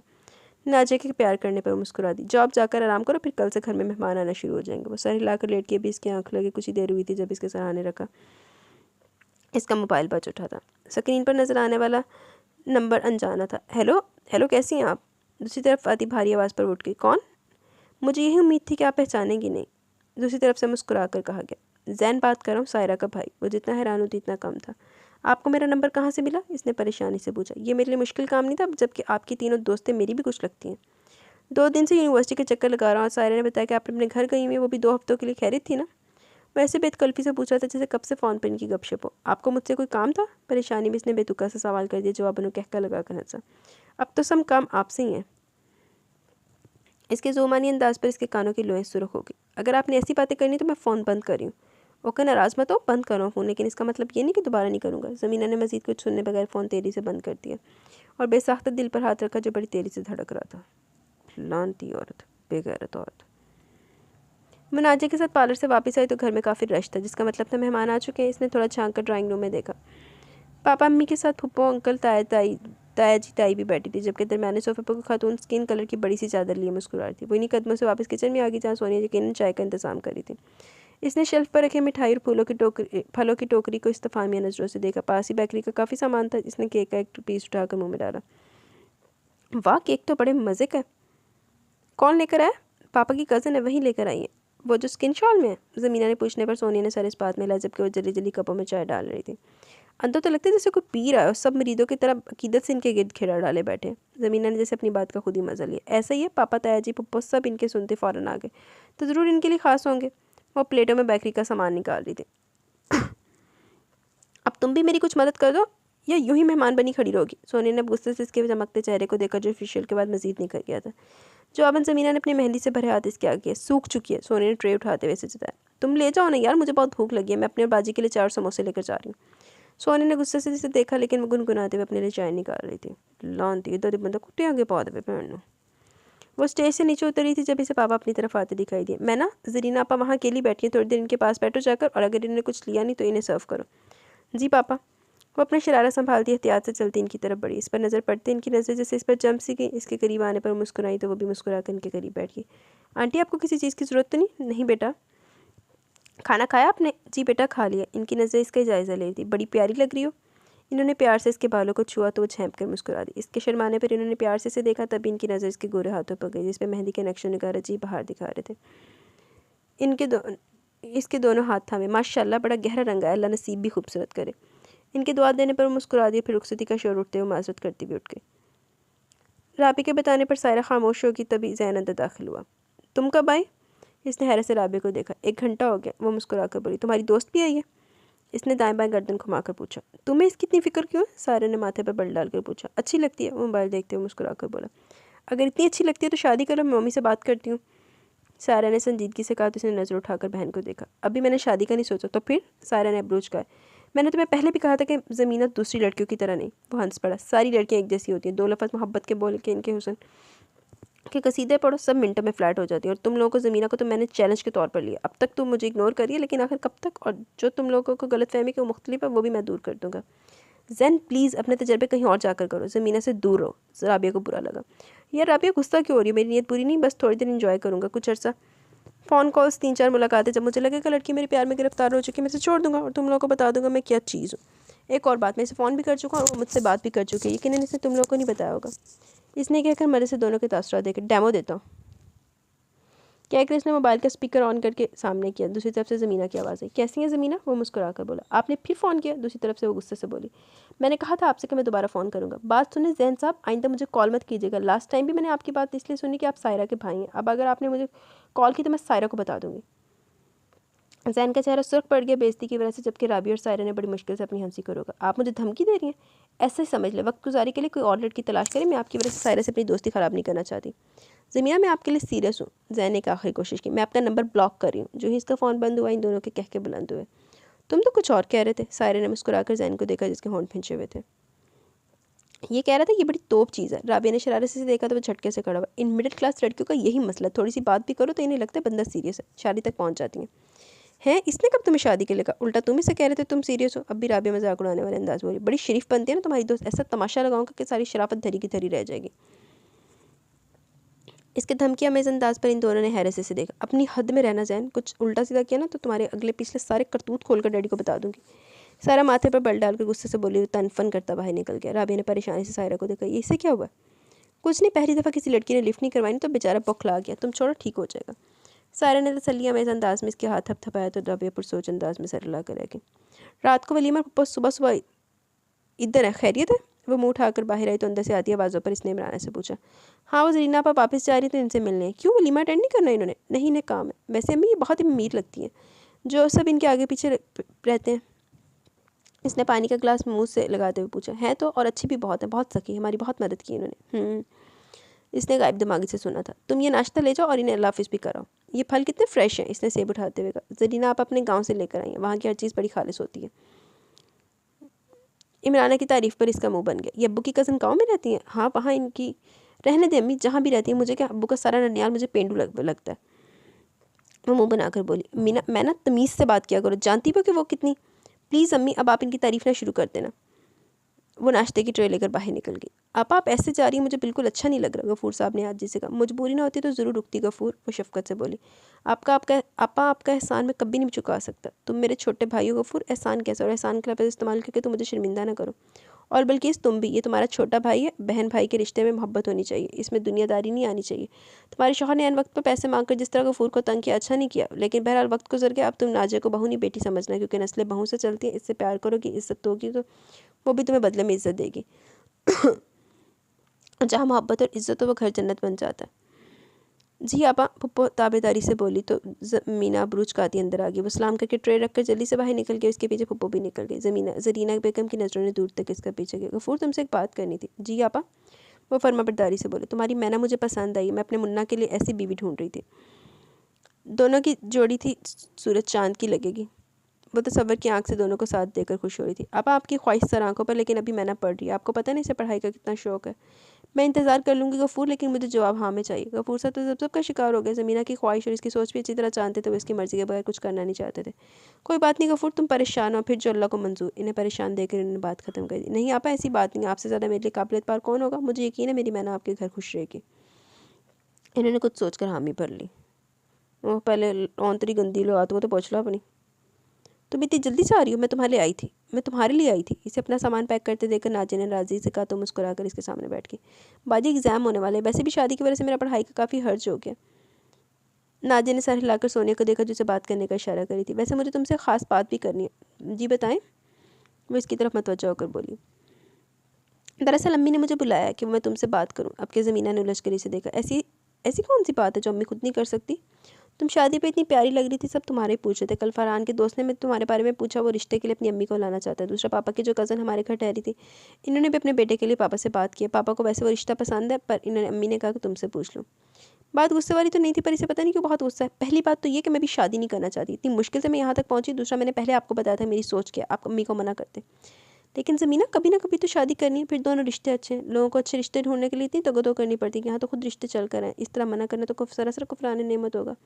आप तो ऐसे अफसोस करें जैसे मेरे इनकार से शहज़ादा गुलफाम हाथ से निकल जाएगा। एक फरहान भाई का दोस्त है, जाहिर सी बात है मुझसे 10 साल तो बड़ा होगा, और मेच्योर लोग मुझे नहीं पसंद। दूसरा, वो भी हमारी तरह होगा, मिडिल क्लास। फिर वही मसले क्या, वो मेरी फ़ीस सपोर्ट कर सकेगा? उल्टा मुझे पढ़ने से मना कर देगा। क्या वो मुझे बेहतरीन घर, गाड़ी और आसाइश की ज़िंदगी दे सकेगा? और दूसरा, वो पापा की कज़न का बेटा, गाँव का रहने वाला गवार, वो क्या 4 पढ़े लिखे लोगों में खड़े होकर कॉन्फिडेंटली इंग्लिश में बात कर सकेगा? क्या होगा इसका लाइफस्टाइल? कोई 10वीं पास दुकानदार होगा, सारी उम्र बच्चों में धक्के खा होंगे। क्या इसके पास गाड़ी होगी? क्या वो मुझे मेरी ख्वाहिश के मुताबिक आसाइश दे सकेगा, आसाइशें दे सकेगा? ये रिश्ते जो आप लोगों की नेमत लग रहे हैं, मेरे नज़दीक बकवास है। तुम क्या सारी उम्र महलों में रही हो, ये गाड़ियों में घूमती रही हो? पीछे से आने वाले आवाज़ पर इन तीनों ने मुड़कर देखा। 2 कमरों के घर में तुम पैदा हुई, वहीं पली बड़ी, सारी उम्र तुम्हारे बाप के पास बाइक रही, और तुम वर्ल्ड ओवर बंगले और गाड़ियों की बातें करी हो। इमराना को शायद इसकी बातें ज़्यादा बुरी लगी थी, जब इनका अंदाज गुस्सीला और तंज़िया था। तो क्या इसमें भी मेरा कसूर है कि मैं आपके लोगों के घर पैदा हुई? इंसान अपनी तरक्की के लिए अपना रास्ता खुद बनाता है। ताया जी भी पापा के साथ काम करते थे, कहाँ से कहाँ पहुँच गए, लेकिन पापा और इनके असूल, हम छोटी छोटी चीज़ों को तरसते रहे। लेकिन ताया जी की फैमिली हर बार हर जगह हमें कमतर और खुद को बदतर साबित करते रहे। और अभी इन्हें आपने बंगले और कार की बात की। अगर मेरे पास बंगला और कार नहीं, तो क्या इसकी ख्वाहिश रखना गुनाह है? तुम्हारे बाप के असूल मेरे लिए बहुत अहम है। खुद को तकलीफ देकर उन्होंने हमेशा हमारी आसाइशों का ख्याल रखा, हलाल का नवाला खिलाया। जबकि तुम्हारे ताया जिस तरह रिश्वत लेकर अमीर हुए सब जानते, लेकिन तुम हमेशा से ज़ाहिरी चमक दमक से मुतासिर रही हो। तुम्हारे बाप ने इन 2 बेटियों से ज़्यादा तुम्हारा ख्याल रखा, तुम्हें शहजादियों की तरह रखा, और तुम इस बात को देखिए उसे कह रही हो। हद होती है खुदगर्जी की। मैं ना, गुस्से से बोलने की वजह से इनका सांस फूलने लगा। नाजिया ने करीब जाकर इनकी पुश्त को चला। अम्मी आप तो रिलैक्स हो जाए, खाक रिलैक्स हो जाओ। इन्होंने गुस्से से नाजिया का हाथ जड़ा। ये शुरू से खुदगर्ज है। जिस बाप ने इसकी ख्वाहिश पूरी करने के लिए पता नहीं कहाँ कहाँ धक्के खाए, इस बाप की कमाई पर सवाल उठा रही है। शुक्र करो अच्छी सूरत की वजह से किसी ने पूछ भी लिया, वरना शहजादा गुलफाम किताबों कहानियों में मिलते हैं। हम जैसे सफ़ेद पोश लोगों के इज्जतदार लोग मिलते हैं, वही बहुत है।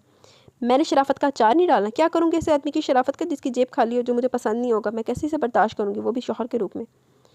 वो इतना कुछ सुनकर भी अपनी बात पर जमी थी। इन्होंने खास जाने वाली नज़रों से उसे देखा। तुम इस काबिल नहीं थी कि तुमसे पूछा भी जाता, लेकिन हमने तुम्हारी राय मांगकर तुम्हें इज्जत दी जो तुम्हें रास नहीं आई। बहरहाल मैं तुम्हें बता दूं, तुम्हारे पापा ने जरीना आपा को हाँ कर दी। क्या? वो उछल पड़ी थी। अम्मी मैं मर जाऊंगी लेकिन किसी गाँव में शादी नहीं करूंगी। अगर आप लोगों ने यही सब करा तो मुझे तब पढ़ाने की जरूरत क्या थी? इसका गुस्सा बेबसी में ढल गया। जरीना आपा बहुत अच्छी खातून है, बेशक इनके पास कोई डिग्री नहीं, लेकिन उम्र का बड़ा तजर्बा जो किसी डिग्री वाले के पास नहीं था। ख़ानदानी साहब हैसियत औरत है। तुम्हारी फीस जो लाखों में जाती है, नाजे की शादी पर जो खर्च हुआ तुम्हें पता है? कैसे हुआ? किसी ने हमारी मदद नहीं की, तुम्हारे अमीर ताया ने भी नहीं। ये जरीना आपा थी जिन्होंने एक लफ्ज़ जताए बगैर हमदानी मदद की, और अब भी इतनी चाहत से तुम्हारा रिश्ता मांगा, जहेज़ के नाम पर इन्हें एक दिन का भी नहीं चाहिए। मुझे बरसती आंखों से इन्हें देख रही थी, एकदम मुस्कुराई। तो इनके एहसानों का बदला आप लोग यूँ चुका रहे हैं कि मुझे कुर्बानी का बकरा बनाकर? इस तरह आप लोग जहेज़ के खर्चे से भी बच जाएंगे। वाह, अच्छी डीलिंग है। कितनी कीमत लगी फिर मेरी? वो इनके करीब आकर बोली। इमराना का ज़बरदस्त जवाब दे के इन्होंने इसके मुंह पर थप्पड़ मारा। 2-4 चंडा मेरे बल्लों भी मार। लानती खतून थे, चवल औरत थे। तुम जैसी औलाद होती है जो माँ बाप को जलील करती है। इद्दां दी औलाद तो गला घोटते हुए बंदा पैदा होंदे। मैंने आपको अपना जवाब बता दिया, कहकर वो बाहर जाने लगी। तभी दरवाजे में खड़े गफूर साहब को देखकर वो एक पल के लिए सुन्न होगी। इसकी नज़रें झुक गई और इन्हीं झुकी नज़रों के साथ वो कमरे से बाहर निकल गई। अगले दिन वो किसी से मिले बगैर घर से निकल आई और इसे अपने माँ बाप से गिला था जिन्होंने इसके एहसासात का कोई ख्याल नहीं किया। तो तू लानती औरत, तू केड़ा ख्याल करने पे बेगैरत औरत। इसे पूछे बगैर इसका रिश्ता तय कर दिया, वो भी एक पेंडू के साथ, सिर्फ इसलिए कि वो जहेज़ नहीं ले रहे, इसलिए कि नाजे के जहेज़ के लिए उन्होंने मदद की। इस वजह से खुद को कुर्बान कर दे, वो ऐसा नहीं कर सकती। इसे देखे बगैर इस शख्स से चिढ़ हो गई थी जो जरीना आपा का बेटा था। इसको यहाँ 2 हफ्ते हो गए थे, एग्जाम्स करीब होने की वजह से वो ज़्यादा बिजी हो गई। अम्मी पापा से वो बात नहीं कर रही थी, सिर्फ नाजे का फ़ोन अटेंड कर लेती। वो हर फ़ोन पर इसे समझाने की हर मुमकिन कोशिश करती, लेकिन समझाया भी इसे ज़्यादा जो समझना चाहता हूँ। जबकि अपने तौर पर अपना फ़ैसला सुना चुकी थी। तुम्हारा जाना ज़रूरी है? ज़मीना ने नम आंखों से राबिया को देखा। यार 1 साल हो गए घर वालों से मिलेगी, एक माँ फ्री है, सो बचा मिल आऊँगी वापस तो फिर यहीं आना। और तुम क्यों उदास हो रही हो? मैं रोज़ फ़ोन करूँगी, तुम भी जाकर फरागत एंजॉय करो। फिर फाइनल में तो हमें सर खुजाने की फुर्सत नहीं मिलेगी। राबिया खुद उदास थी लेकिन जाहिर नहीं किया। तुम कब निकलोगी? मैं कल सुबह जाऊँगी, इसने आंखें साफ करते हुए कहा। राबिया ने एक नज़र इसे देखा और करीब आकर इसके दोनों हाथ थाम लिए। तुम बहुत मुनफरिद हो ज़मीना, और बहुत अच्छी, हमेशा ऐसी रहना, किसी के लिए खुद को ना बदलना। ज़मीना इसकी बात का पस मंज़र नहीं चाहती थी, लेकिन फिर भी इसने इस बात में सर ला दिया। चलो खैर, अपना ख्याल रखना, फिर मुलाकात होगी। मेरी राइड आ गई है। वो जल्दी से अपना बैग घसीटती हुई बाहर निकल गई। पिक्चर चाने चढ़ेगी, लानती औरत। वो कब से गेट से कुछ फासले पर गाड़ी खड़ी किए आते जाते लोगों को देख रहा था। वो जिसे ढूंढ रहा था, इसे इसने कभी नहीं देखा था, ना इससे बात की थी। परेशान देखा ना था। इसे इस बात की भी परेशानी थी। कल इसने सारा राबे को फ़ोन पर बात करते सुन लिया, जिसमें ज़मीना के बाप का भी जिक्र है। इसी वक्त इसके दिमाग में सोच लिया कि इसे क्या करना है। लेकिन अब 1 घंटे से खड़ा वो थक गया था। तभी एक कार गेट के आगे आकर रुकी और इसमें से एक दरमियानी उम्र का आदमी निकला, और तभी गेट से राबे भी निकली। और जिस तरह वो इस शख्स से मिली थी, जैन के शक की तस्दीक होगी। इसने मुस्कुराकर ज़मीना को मैसेज किया। राबे के जाते तेरी से गेट की तरफ बढ़ा। एक्सक्यूज़ मी की आवाज़ पर गफूर साहब ने मुड़कर देखा, जहाँ कोई लड़का खड़ा नहीं देख रहा था। आपने मुझे बुलाया? जी अंकल, आप ज़मीना के फ़ादर हैं ना? इसने इश्तियाक से पूछा। किसी लड़के के मुंह से ज़मीना का नाम सुनकर बहुत हैरान हुए थे वो। जी, मैं जैन हूँ, ज़मीना का बॉयफ्रेंड। इसके हाथ आगे बढ़ाकर कहा, जबकि गफूर साहब साख्त हो गए। Oh sorry friend. वो घबराने की एक्टिंग करते हुए बोला, मुझे पता है इसने आपको हमारे बारे में कुछ नहीं बताया। हम एक दूसरे को पसंद करते हैं, लेकिन वो शायद आपसे डरती है। दूसरा, मेरे घर वाले भी नहीं मान रहे। मैं तो चुप कर गया था, लेकिन ज़मीना मुझ पर जोर दे रही कि हम कोर्ट मैरिज कर लेते। मेरा दिल तो नहीं मान रहा, लेकिन अब इसकी बात रद्द भी नहीं कर सकता। तुम झूठ बोल रहे हो। बड़ी देर बाद गफूर साहब के मुंह से बमुश्किल अल्फाज निकले। मुझे पता था आप नहीं मानेंगे, इसलिए आपका सबूत भी दूंगा। अभी मैंने इसे बुलाया, वो आएगी, आप खुद देख लेना। कहने के साथ वो हॉल वाले गेट की तरफ चला गया, जहाँ से ज़मीना को आना था। वहाँ से वो इसको देख सकते थे, लेकिन इन्हें नहीं देख सकती थी। और ज़मीना को आगता देखकर इनका दिल चाह काश वो इसे अचानक ना आते तो कुछ तो भरम रह जाता। जी फरमाइए, वो इसे देखकर सख्त लहजे में बोली। ज़मीना, मैं आपसे माफ़ी मांगने और मेरी वजह से आपको तकलीफ हुई। मेरा इरादा आपको फ़ोन करके परेशान करने का नहीं था। दरअसल मैं दिल का बहुत साफ़ हूँ, जो दिल में वो कह देता हूँ। मुझे आप अच्छी लगी, मैंने दोस्ती का हाथ बढ़ाया जो आपको अच्छा नहीं लगा, और मैं आपको इस बात का एहतराम करता हूँ। सो नेक्स्ट टाइम आपको मेरी वजह से कोई प्रॉब्लम नहीं होगी। वैसे भी मैं कुछ दिनों तक अमेरिका जा रहा हूँ, फिर शायद कभी मुलाकात ना हो, तो अगर आपने मुझे माफ़ कर दिया तो कबूल कर लें। इसने इतने अच्छे तरीके से माजरत की कि ज़मीना का सारा गुस्सा ख़त्म हो गया। इसने मुस्कुराकर गुलाब के वो फूल थाम लिए, जबकि वो दूर खड़े गफूर साहब का रंग सफ़ेद पड़ गया। बहुत बहुत शुक्रिया ज़मीना, वो कहकर मुड़ गया। और गेट से निकलने से पहले इसने दाएं तरफ कुछ फासले पर खड़े गफूर साहब को देखा, फिर ज़मीना को। आप बहुत अच्छी है ज़मीना, आई लव यू। आखिरी 2 लाइनें इसने जानबूझकर ज़ोर से बोली। ज़मीना ने हैरत इसकी बेतुकी बात सुनी। इसके माथे पर पल पड़ गए, लेकिन वो गेट से ओझल हो चुका था। वो सर झटकते हुए मुड़ी, लेकिन मुड़ते ही ज़मीन और आसमान इसके आगे घूम गए। वो बिल्कुल साथ खड़ी थी, हत्ता कि वो चलते हुए इसके बिल्कुल सामने आ गई। इसने सारी ज़िंदगी इनको इतना संजीदा नहीं देखा था। वो बुरी तरह डर गई। सामान लेकर आओ अपना, कहकर वो बाहर निकल के सारा रास्ता इसने डरते हुए गुजारा, लेकिन वो मुँह दूसरी तरफ किए इससे बिल्कुल बेनियाज बैठे थे।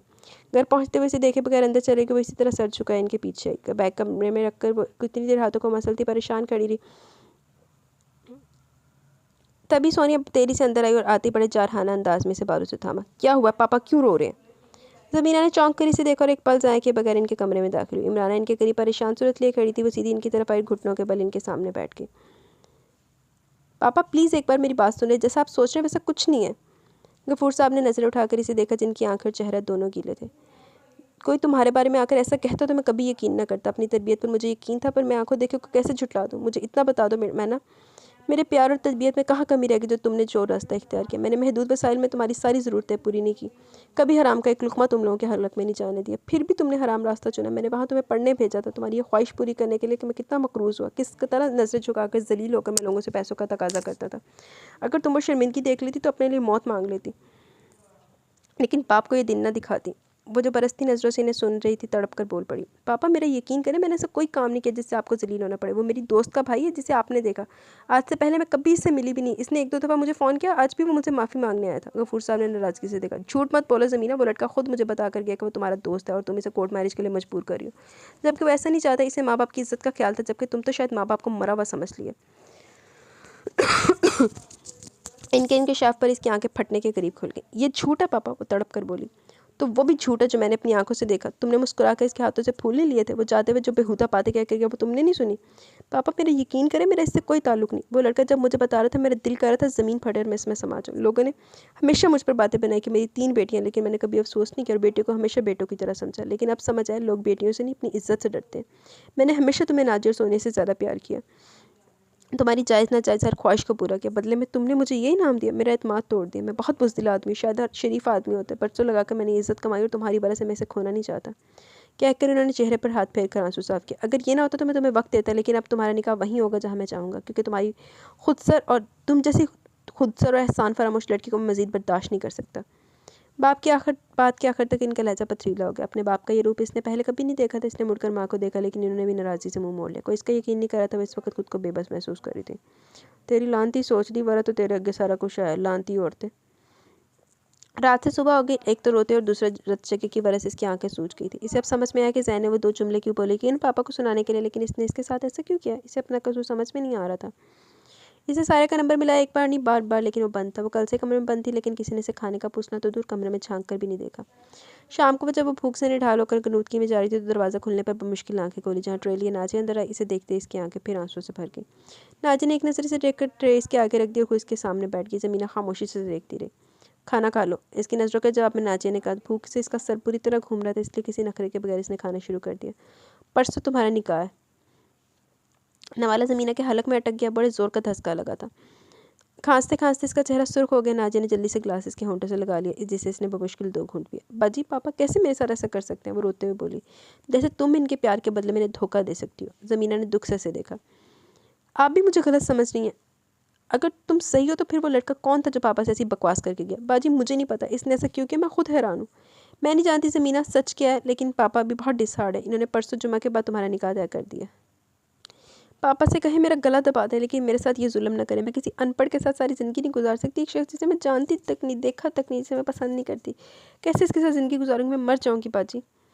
वो इसके हाथ पकड़ कर रोते हुए मलतजी अंदाज में बोली तो नाजिया ने अपने हाथ छुड़ाकर इसके आगे हाथ जोड़ दिया। हम पर रहम करो ज़मीना, पापा की जितनी बेइज्जती करवानी थी तुम करवा चुकी हो। अब वही करो जो वो कह रहे हैं। माँ बाप से ज़्यादा सही फैसला और कोई नहीं कर सकता। नहीं, मैं नहीं करूँगी। वो आंसू साफ करते हुए ज़िद्दी लहजे में बोली। पापा की तबीयत कल से बहुत ख़राब है। ये ना हो तुम्हारा इनकार इन्हें किसी बड़ी तकलीफ में मुब्तला कर दे। बेहतर है तुम खुद को इस निकाह के लिए तैयार कर लो, क्योंकि ये तय है कि वो लोग जुम्मे को आ रहे हैं। ये कहकर उसके आगे से ट्रे उठाकर लेगी। वो माँ के पास गई। इनकी मिन्नत की जैसे वजह से कहेंगे वो करेगी, लेकिन इसका MBA मुकम्मल होने दे। लेकिन कोई भी इसकी बात सुनने का रवादार नहीं था। सोनिया ने कहा जोड़ा जूली बेड पर रखकर चली गई। वो कितनी देर तक इस जोड़े को देखती रही। अपनी शादी को लेकर इसके कितने अरमान थे, सब खाक हो गए। सुर्ख जोड़े में इसे अपने अरमानों का खून नजर आ रहा था। इसने नाजो को हर चीज़ के लिए मना कर दिया। ना इसने मेहंदी लगवाई, ना ब्यूटी पार्लर जाने की हामी भरी।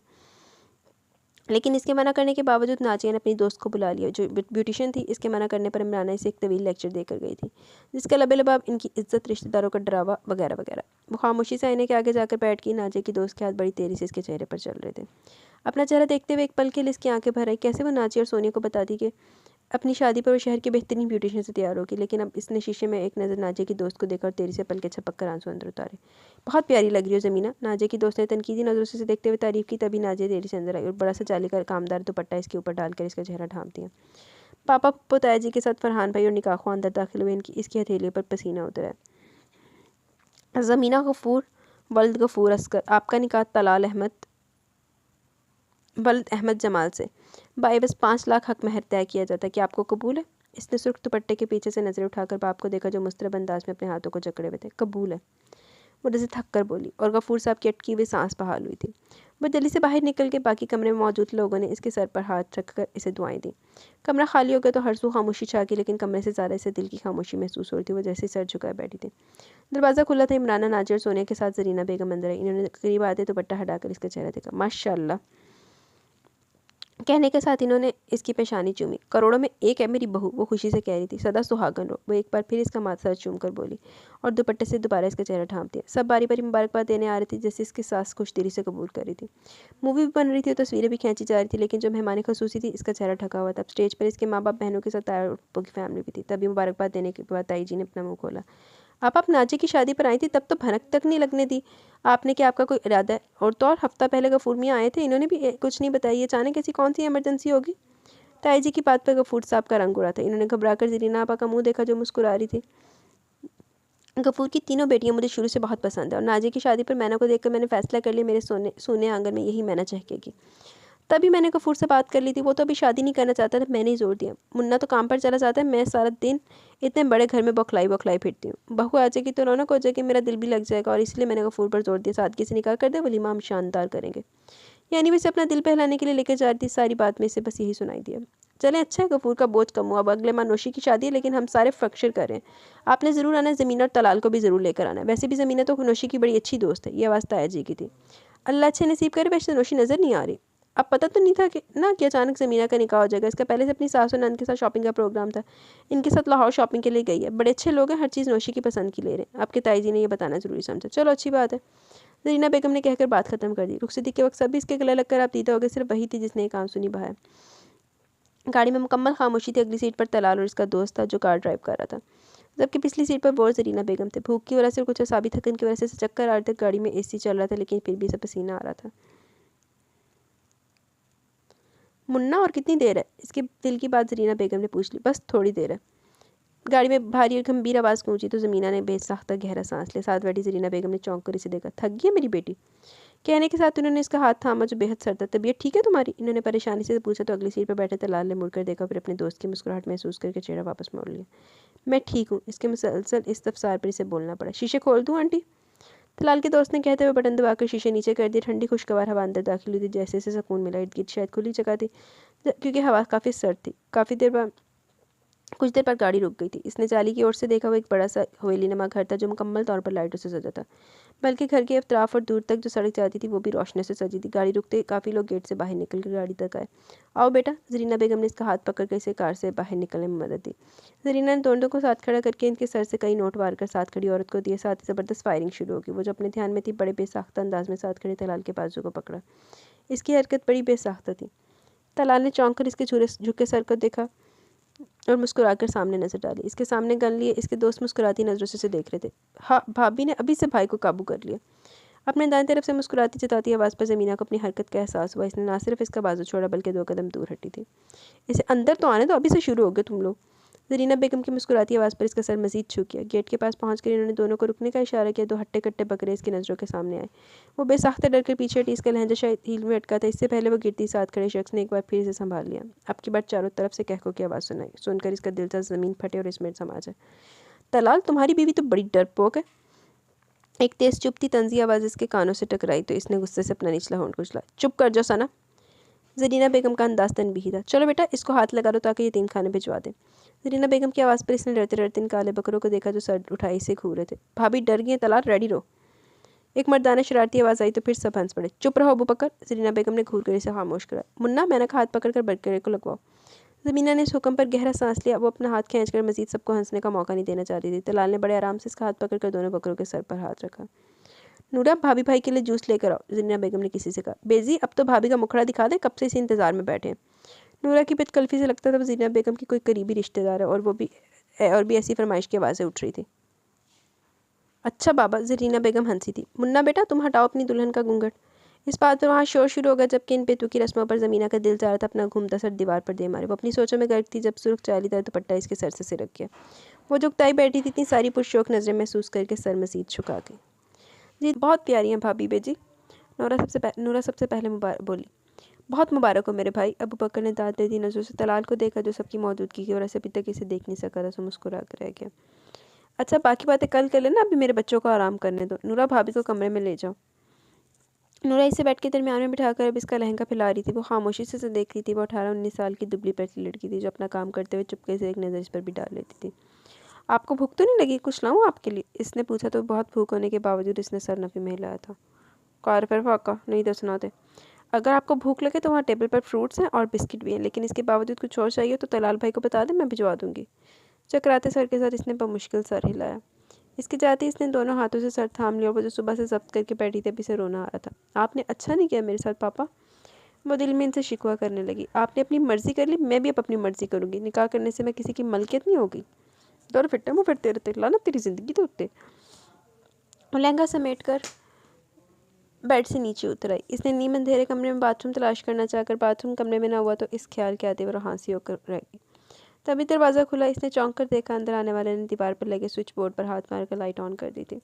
सारा कमरा पल में रोशनियों से नहा गया। ज़मीना की नज़रें बेख्तियार सामने खड़े शख्स पर गई। वो काफ़ी लंबा चौड़ा मर्द था। सफ़ेद शलवार कमीज़ में इसका कद और जसामत मज़ीद नुमाया हो रहे थे। इसके चेहरे पर हल्की हल्की दाढ़ी थी। गहरी नज़रों से देखता हुआ इसकी तरफ बढ़ा था। अपनी तरफ आता देखकर इसके हवास मुख्तल होने लगे और अगले ही पल वो चकरा कर बेड पर गिरी। और वो जो इसके यूँ देखने पर मुस्कुराहट दबाए इसकी तरफ बढ़ा था, इसको आंखें बंद करते और बेड पर गिरते देखकर एक पल के लिए हैरान हुआ, फिर तेजी से चलता इसके करीब आया। ज़मीना दे गई। सुबह जब इसकी आंख खुली तो इसने अजनबी नज़रों से छत को देखा, फिर जैसे याद आने पर तेजी से उठी, लेकिन उठते सर चकरा कर रह गया। उठ गई मेरी धी।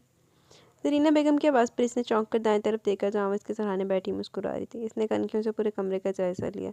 वो नहीं था, वो कल वाले कपड़ों में थी, बस जेवर और दुपट्टा गायब थे। कल तुम बेहोश हो गई थी, मुन्ना परेशान हो गया तो मुझे बुला लाया। मैं रात को तुम्हारे पास ही थी। रात को नूरा कमरे में चली गई तो मुझे मुनासिब नहीं लगा इसे जगाऊं, वरना वो तुम्हारे कपड़े तब्दील करवा देती। ज़मीना ने बेसाख्ता झुरझुरी ली। नहीं आपने अच्छा किया। तुम नहा लो, मैं नाश्ता लगवाती हूँ, बल्कि कमरे में ही भिजवा देती हूँ। तुम और मुन्ना इकट्ठे कर लेना, परसों से इसकी तबीयत भी ख़राब है। जो सूट इसके हाथ है वो उठाकर बाथरूम में घुस गई, लेकिन बाथरूम इतना बड़ा और खूबसूरत था कि वो दरवाजे के पास ही रुक गई। इसे लग ही नहीं रहा था वो किसी गांव में। मुतासिर होने का वक्त बहुत मुख्तसर था। वो सर झटक कर बाथटब की तरफ बढ़ गई। बाहर आई तो नूरा टेबल पर नाश्ता लगा रही थी। पूरी टेबल मुख्तलिफ लवाजमात से भरी हुई थी। एकदम इसकी भूख चमक गई। अस्सलाम वालेकुम भाभी। नूरा इसे देखकर बोली तो इसने मुस्कुराकर जवाब दिया। तभी दरवाज़ा खोलकर वो अंदर आया था और इसकी नज़र इस पर पड़ी जो दुपट्टा लापरवाही से एक साइड पर डाले बाल खोले इसे देख रही थी। इसके मुसलसल देखने पर इसने बेसाख्ता दुपट्टा खुद पर फैलाकर सर को ढांप लिया। भाई कुछ और चाहिए तो बताइएगा। इसके सारा बात में हिलाने पर नूरा बाहर निकल गई। वो वहीं सोफे पर बैठ गया जबकि वो अभी तक खड़ी थी। नाश्ता ठंडा हो रहा है। इसी में खड़ा देखकर इसे बोलना पड़ा। मैंने झुकी नज़रों से इसे देखा जो ब्रेड पर जैम लगा रहा था। वो छोटे छोटे कदम उठाती सोफे के बिल्कुल किनारे पर जाकर बैठ गई।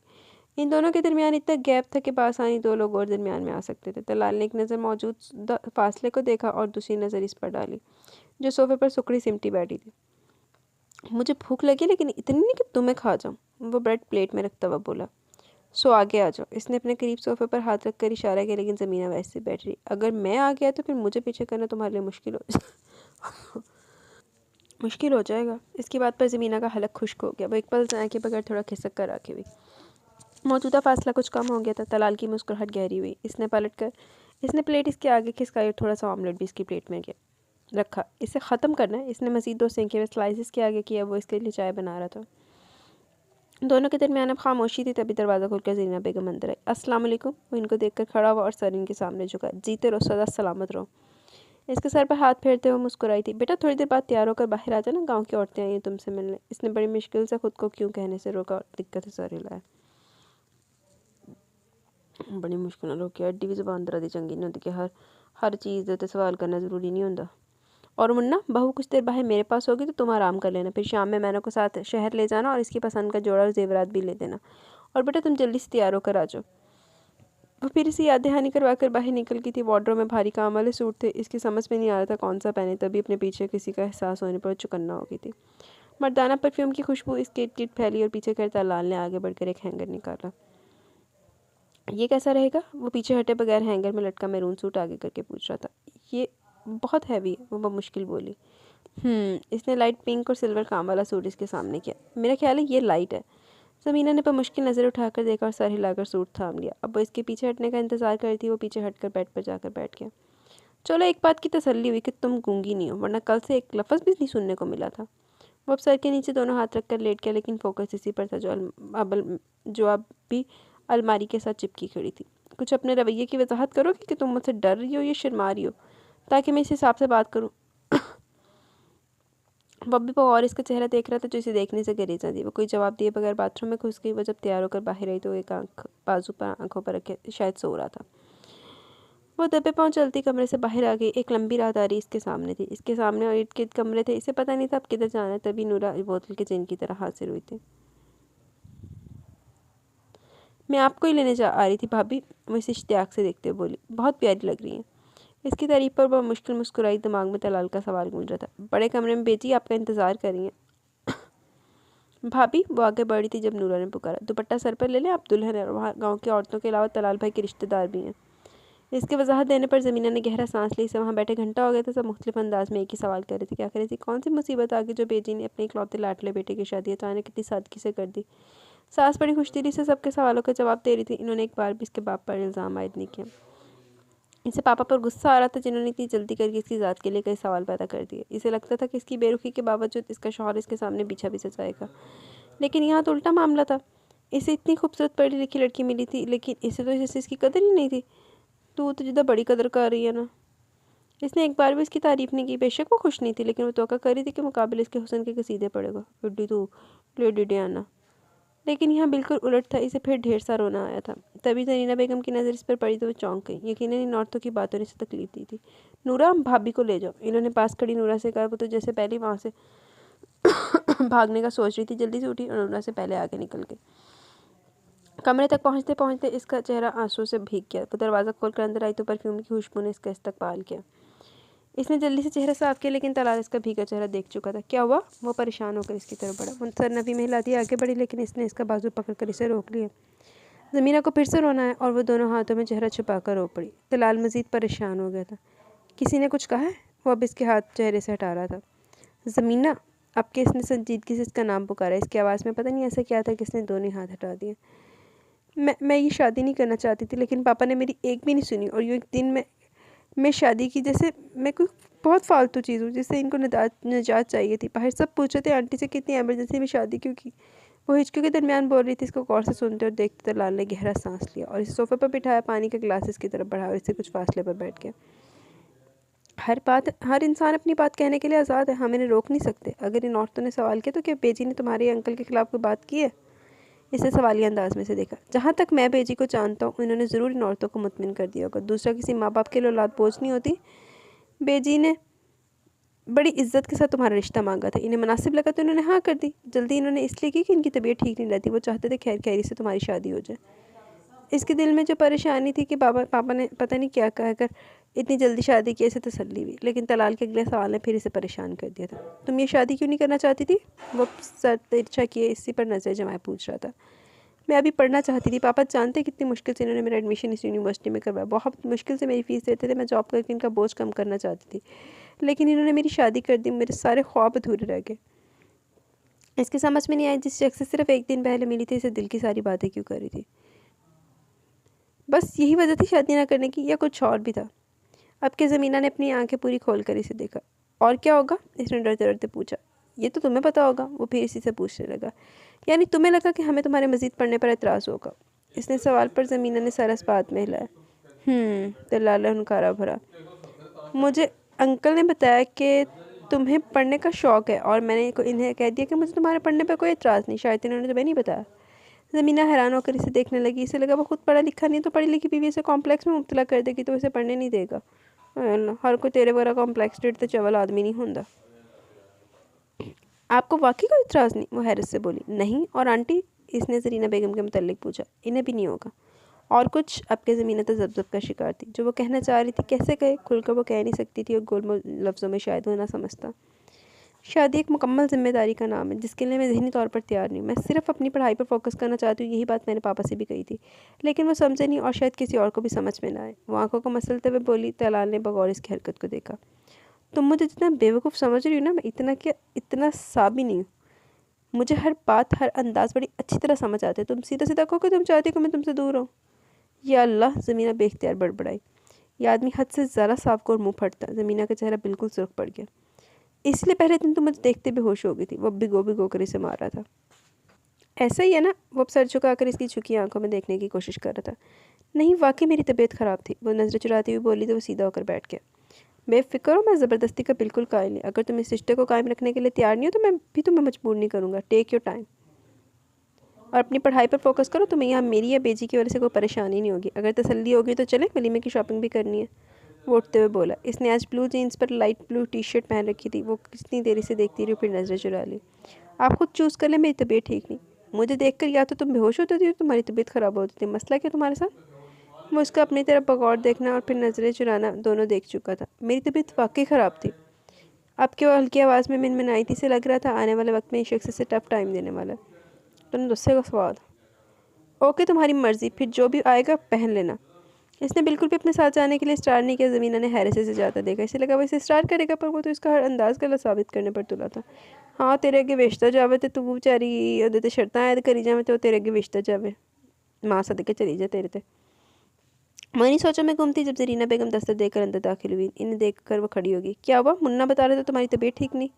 इन्होंने परेशानी से इसका माथा छुआ। बस आंटी, सर में दर्द है। बेटा, जिस तरह मुझे बेजी कहता है, मुन्ना मुझे बेजी कहता है ना, तुम भी मुझे बेजी कहोगी तो मुझे अच्छा लगेगा। जी, वो सर झुकाकर बोली। तुम आराम करो, मैं नूरा के हाथ चाय और दवाई भिजवाती हूँ। शाम तक तबीयत भी संभल जाएगी। नूरा की सहेली है, वो मेहंदी बड़ी अच्छी लगाती है। शाम में वो भी आएगी, ढेर सारी मेहंदी लगवाना। तुम्हारे हाथ मेहंदी से सजे बड़े अच्छे लगते हैं। इन्होंने प्यार से इसके हाथों को थामा तो इनके प्यार पर इन्हें देख के रहेगी। सर ने ब्यूटी पार्लर से भी टाइम ले लिया। कल 3 बजे का टाइम है, ठीक है? जी। इसके इनके जाते हुए बिस्तर पर गिर सी की बेजी इसकी हर चीज़ कितने शौक और चाहत से करवा रही थी। इतना तो इसके अपने घर वालों ने भी नहीं किया था। एक हल्की सी शर्मिंदगी की लहर इसके अंदर उठी, लेकिन ज़्यादा देर वो सोच नहीं सकी और नींद इस पर मेहरबान हो गई थी। दादा लांती बंदे भी शर्मिंदा होंगे हैं। सुबह जब इसकी आंख खुली तो वो शायद बैकग्राउंड से टेक लगाए लगाए सो गई थी। इसने दुखती गर्दन घुमाकर साइड पर देखा। बिस्तर बेशिकन था, यानी वो रात को कमरे में नहीं आया। इसके माथे पर बल पड़ गए। इसने अपने दोनों हाथ और पाँव की तरफ देखा जहाँ मेहंदी सूख गई थी। रात को लाशौरी तौर पर इसका इंतज़ार करते करते सो गई थी। अब इसे लग रहा था कि वो आया ही नहीं था। वो सर झटकती उठ गई। नाश्ता करते भी वो मतलाशी नज़रों से ढूंढती रही, लेकिन वो नज़र नहीं आया। मैंने बेटा, नूरा तुम्हारे साथ पार्लर जाएगी। तुम्हारा लहंगा और जेवर इस बैग में रखती है। अबू बकर तुम लोगों को छोड़ आएगा। इसे बेहद गुस्सा है। इसका ख्याल था कि वो इसे छोड़ने जाएगा। सारा रास्ता मुख्तलिफ सोचों में कटा था। पार्लर पहुँच कर जब वो चेंजिंग रूम में आई तो सिल्वर ग्रे कलर की मैक्सी देखकर इसकी आंखें खुल गई थी। वो इतने खूबसूरत ड्रेस का तसव्वुर भी नहीं कर सकती थी। ब्यूटिशियन ने जेवरात पहनाने के बाद दुपट्टा सेट किया तो शीशे में नजर आता अपना अक्स देखकर वो दंग रह गई। हाय भाभी, आप तो बिल्कुल परी लग रही हैं। इसके पीछे खड़ी नूरा इसे देखते ही मशहूर होते अंदाज में बोली। एक खूबसूरत मुस्कुराहट इसके चेहरे पर तर आई। अब देखती हूँ कैसे मुझे इग्नोर करते हो। वो तसव्वुर में तलाल को मुखातिब करके बोली। भाभी चलें, गाड़ी आ गई है। वो बड़ी नज़ाकत से चलती हुई बाहर आई। इसे लग रहा था कि वो सारी दुनिया को हैरान कर देगी, लेकिन बाहर निकलते वो खुद इतनी हैरान हुई कि कदमों ने आगे बढ़ने से इनकार कर दिया। इसके सामने तलाल था, ब्लैक 2 पीस ग्रे टाई लगाए, क्लीन शेव चेहरा, बालों को जेल से सेट किए। वो अपने लंबे कद और मजबूत जिसामत की वजह से पहले से शानदार लगता था, लेकिन वो इतना हैंडसम था ज़मीना को बिल्कुल अंदाज़ा नहीं था। भाभी चले ना, रुक क्यों गई? नूरा ने इसे मराकबे से बाहर निकाला था। अपनी से बेख्तियारी पर इसे खुद भी गुस्सा आया। खुद पर गुस्सा आया। वो जो बिजली इस पर गिराना चाह रही थी वो खुद इस बिजली का शिकार हो गई थी। तू सोच ला। इसकी गाड़ी के करीब आते इसने पिछला दरवाज़ा खोला और इसके बैठते बंद कर दिया। खुद अगली सीट पर जाकर बैठ के गया। तारीफ़ का एक जुमला तो बोल ही सकता था, ज़मीना ने दिल में कहा। हाँ, तू ਉਹਨੂੰ ਕਹੇ कि तू मेरे ਕੋਲ ना मैनू मैनू मुँह ना ला, तू ही तो किया सी, तो हुण तेरियां तारीफ़ां करदा फिरे।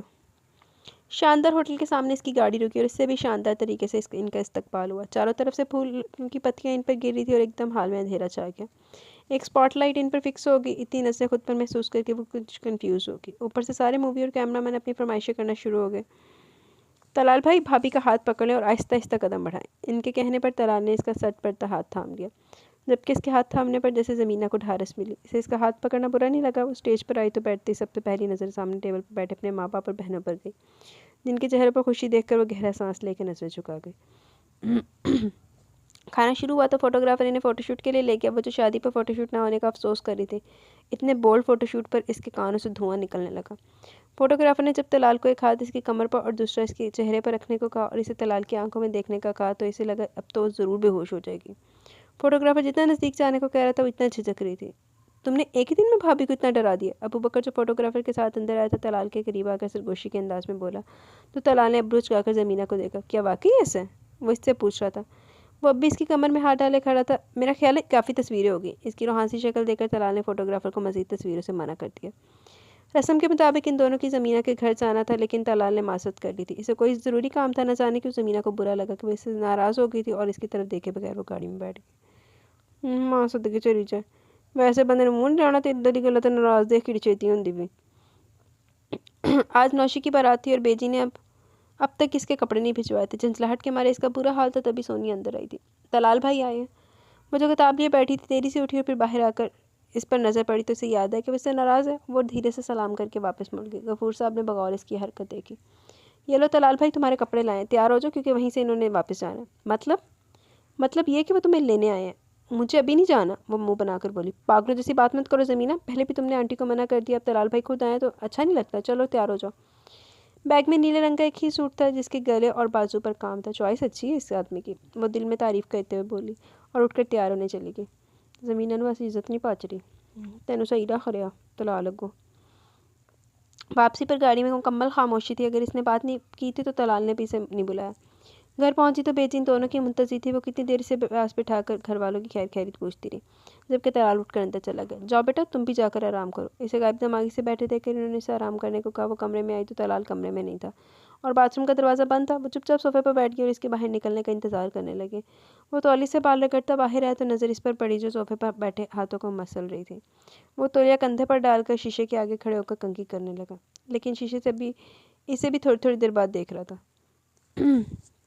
कंघी रखकर इसने तौलिया वापस बाथरूम में रखा और बेड ग्राउंड से टेक लगाकर मोबाइल पर मसरूफ़ हो गया। इसकी बेनियाजी पर ज़मीना का बीपी हाई होने लगा। इतने एटीट्यूड पर इसे बात ही नहीं करनी चाहिए थी, लेकिन मजबूरी थी, बात करना भी ज़रूरी थी। वो छोटे छोटे कदम उठाती बैठ के करीब आई। तलाल ने मोबाइल से नज़र उठाकर इसे देखा। कल से यूनिवर्सिटी स्टार्ट हो रही है। वो सीधे मतलब की बात पर आई। वो अब भी खामोश मुंतज़िर नज़रों से इसे देख रहा था। मेरा फाइनल सेमेस्टर है इसलिए मेरा जाना ज़रूरी है। ठीक है। इसने 2 लफ्ज़ों में बात ख़त्म कर दी। वो जो मज़ीद बात करना चाहती थी होंठ फेंच कर रह गई और गुस्से से अलमारी की तरफ बढ़ी। सारा सा सूट निकाल कर बाथरूम में घुस गई, लेकिन अंदर जाके बड़े ज़ोर से दरवाज़ा बंद किया। तलाल ने होंठ फेंच कर मुस्कुराहट को रोका। तलाल, तेने जो कर रहे हैं ना पुत्र, तो वही डिज़र्व करनी है। थोड़ी देर बाद वो लाल भभू का चेहरा लिए बाहर और दूसरी साइड से तकिया और चादर उठाकर सोफे की तरफ बढ़ गई। कल फ्यास तो मैं छोड़ेगा। वो लेटने लगी थी जब इसे तलाल की आवाज़ सुनाई दी। कोई ज़रूरत नहीं, मैं चली जाऊँगी, कहकर इसने करवट बदल ली। एक दफ़ा कहा है ना कि फ्यास छोड़ेगा तो बात ख़त्म हो गई। वो इतने गुस्से से बोला कि वो मुँह बसोर कर रह गई। हाँ देख ला, तू नहीं उन्हें समझती थी मुँह लाने काबल, उन्हें भी तेने मुँह नहीं लाया। उन्हें आराम है। इसी यूनिवर्सिटी आए 2 दिन हो गए थे, लेकिन किसी ने इसकी खबर तक ना ली। यूनिवर्सिटी में सारा को देखकर इसे जैन की हरकत याद आ गई। वो अभी इसी कश्मकश में थी कि इसे बताए या ना बताए। इसकी बातों से तो लग रहा था वो इसकी हरकत से लाइलम है। और ये सुनकर इसे तसल्ली भी हुई कि अब अमेरिका जा चुका है, वरना वो फिर इसके कुछ कर देने के खौफ में मुब्तला रहती। वो खामोशी से इन तीनों को देख रही थी जो एक दूसरे को अपनी छुट्टियों के हवाले सुना रही थी, जबकि वो इस वक्त अपना लॉकेट बेचने के बारे में सोच रही थी, क्योंकि इसके पास खर्चे के पैसे नहीं थे। चलो केड़ा लॉकेट किने दिता सीनू? क्यों ज़मीना, तुम क्या कहती हो? सायरा के पूछने पर वो चौंक कर इसे देखने लगी। क्या कह रही थी तुम? ध्यान कहाँ है तुम्हारा? राबिया कब से इसकी खोई हुई कैफियत महसूस कर रही थी। कुछ नहीं, मुझे मार्केट जाना था, तुम चलोगी मेरे साथ? यार हम दोनों तुम लोगों की मेहमान हैं और तुम लोग बाहर का प्लान बना रही हो। हिना ने घूर कर इन दोनों को देखा। दोनों आज इसके इनके हॉस्टल आ गई थी और अब पिज़्ज़ा का इंतज़ार हो रहा था जिसका ऑर्डर राबिया ने दिया था। हम कहीं नहीं जा रहे, इत्मीनान रखो। राबिया ने हिना को तसल्ली करवाई। तभी दरवाजे पर दस्तक हुई। पिज़्ज़ा आ गया? राबिया उछलती हुई दरवाजे तक गई, लेकिन वहाँ वार्डन खड़ी थी। नीचे ज़मीना के घर से मिलने आए। ज़मीना ने हैरत से मुड़कर देखा। नीचे वेटिंग रूम में?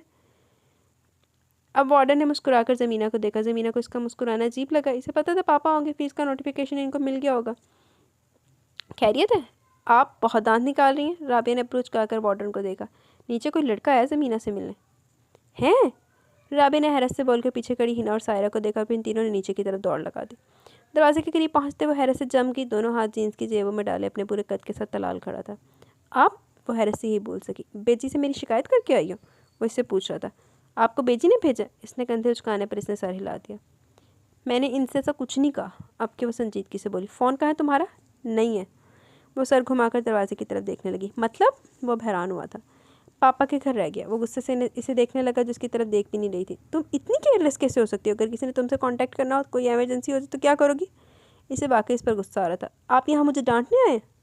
अब किसने चिढ़ कर सर उठाकर इसे देखा तो इसके अंदाज पे इसे गुस्से के बावजूद हंसी आ गई, जिसे वो तेजी से होंठ फेंच कर छुपा के, नहीं ये देने आया था। इसने जेब से वॉलेट निकाला और 5,000 के कई नोट निकाल कर इसकी तरफ बढ़ाए। एक दो मैंने भी पढ़ा दे, इधर पढ़ा दे, आजकल बड़ी गुर्बत चल रही। ये क्या है? वो संजीदगी से देखने लगी। पैसे हैं? वो भी इसी अंदाज में बोला। पता है मुझे, लेकिन मुझे इसकी ज़रूरत नहीं। इसने हाथ नहीं बढ़ाया तो तलाल ने घूर कर इसका चेहरा देखा और अगले ही पल इसका हाथ थाम कर ज़बरदस्ती इसको पैसे थमा दिए। तुम्हारी पॉकेट मनी और ये तुम्हारा फ़ी वाउचर। इसने पे स्लिप इसकी तरफ बढ़ाई तो वो हैरान होकर इसे देखने लगी। आपको कैसे पता चला? अंकल ने मुझे मैसेज किया था, क्योंकि तुम तो खैर से फ़ोन घर छोड़ आई थी। वो तंजिया अंदाज में बोले। फ़ीस पापा ने पे किया? क्यों? वो क्यों करते? वो माथे पर बल डालकर इसे देखने लगा। तुम अब मेरी जिम्मेदारी हो तो तुम्हारा हर मसला मेरा है। इस बात सुनकर वो कुछ लम्हों के लिए बोल नहीं सकी। अच्छा लगा था ये सुनकर, लेकिन फिर इसका खुश्क रवैया याद कर आते ही सर उठाकर इसे देखा। फ़ीस जमा करवाने का शुक्रिया, लेकिन मैं जल्द आपको वापस कर दूँगी। तलाल ने अब संजीदगी से देखा। क्या क्या वापस करोगी? इसने अब दोनों बाजू सीने पर बांध लिए। जो लिया। अच्छा? वो तंजिया सा। बाजू का वक्त गुजर जाए तो इन बातों और चीज़ों की अहमियत नहीं रहती। वो नासमझी से देखने लगी। खैर, इसने सर झटका। फ़ोन खरीद लेना और मुझे नंबर सेंड कर देना अगर तुम्हें कोई डिस्टर्बेंस ना हो तो। यहाँ काम से आया था तो इसलिए तुम्हें से मिलने आ गया। कहकर वो इसके करीब और इसे समझने का मौका दिए बगैर इसे साथ लगा लिया और छुपकर इसे प्यार किया। अपना ख्याल रखना। वो कहकर रुका नहीं था, जबकि अपनी जगह से हिल नहीं सकी थी। हत्ता कि सांस तक रुक गई थी। कुछ पल बाद इसने गहरा सांस लेकर दरवाजे की तरफ देखा, जहाँ वो तीनों आंखें फाड़े से देख रही थी। उन्हें तीनों ਨੂੰ अटैक होना एक अद्धी ਨੂੰ। दस दे उन्होंने तेरा बंदा। ये क्या था ज़मीना? राबी अब तक शौक थी। ये हो क्या रहा था? अब की सायरा भी आगे आई। ये मुलाकातें कब से हो रही हैं? हिना ने भी सच से बैठते कि इसका जायजा लिया। जैसा तुम लोग सोच रहे हो ऐसा कुछ नहीं है, वो सुर्ख चेहरे के साथ झंझला कर बोली। तो फिर कैसे है ज़मीना? मैं तुम्हें ऐसा नहीं समझती थी, सायरा मसनूई दुख से बोली। हस्बैंड है मेरे। इसके तेज़ बोलने पर वह तीनों साख्त हुई। अगले लम्हे वो चीख उठी थी। बेवफा, धोखेबाज, चुपके से शादी कर ली, वो भी इतने हैंडसम बंदे से, और मैं कानों कान खबर नहीं होने दी। दोस्ती के नाम पर धब्बा हो तुम। राबी तो सदमे से बेहोश होने वाली थी होगी थी। इनके इतने जज्बाती रद्द-ए-अमल पर शर्मिंदा होकर बोली। सब अचानक कुछ जल्दी हुआ, किसी को बताने का मौका ही नहीं मिला। राबी तो सऊदीया में थी। हिना और सायरा दोनों का फ़ोन बंद जा रहा था। शादी कब हुई? सायरा ने दांत पीस कर पूछा। 1 माह हो गया तकरीबन। अच्छा छोड़ो, पहले नहीं तो परसों की तुम इधर हो, तब तो बता सकती थी ना। अच्छा बाबा, सॉरी, मेरी गलती है। कोई जवाब भरना पड़ा तो वो कानों को हाथ लगाकर बोली। ये प्रिंस चार्मिंग मिला कहाँ से? हिना ने शरारत से आंखें नचाकर पूछा। पापा के कज़न के बेटे। करते क्या? सारे के पूछने पर एक पल के लिए वो लाजवाब हो गई। इसने कभी इसके बारे में जानने की कोशिश नहीं की थी। जॉब करते हैं। मजबूरी से झूठ का सहारा लेना पड़ा। और नाम क्या है? सारे ने पूछा। तलाल। वो सर झुकाकर आहिस्ती से बोली। शर्मा रही है? वो तीनों हंसती हुई से चिमट गई।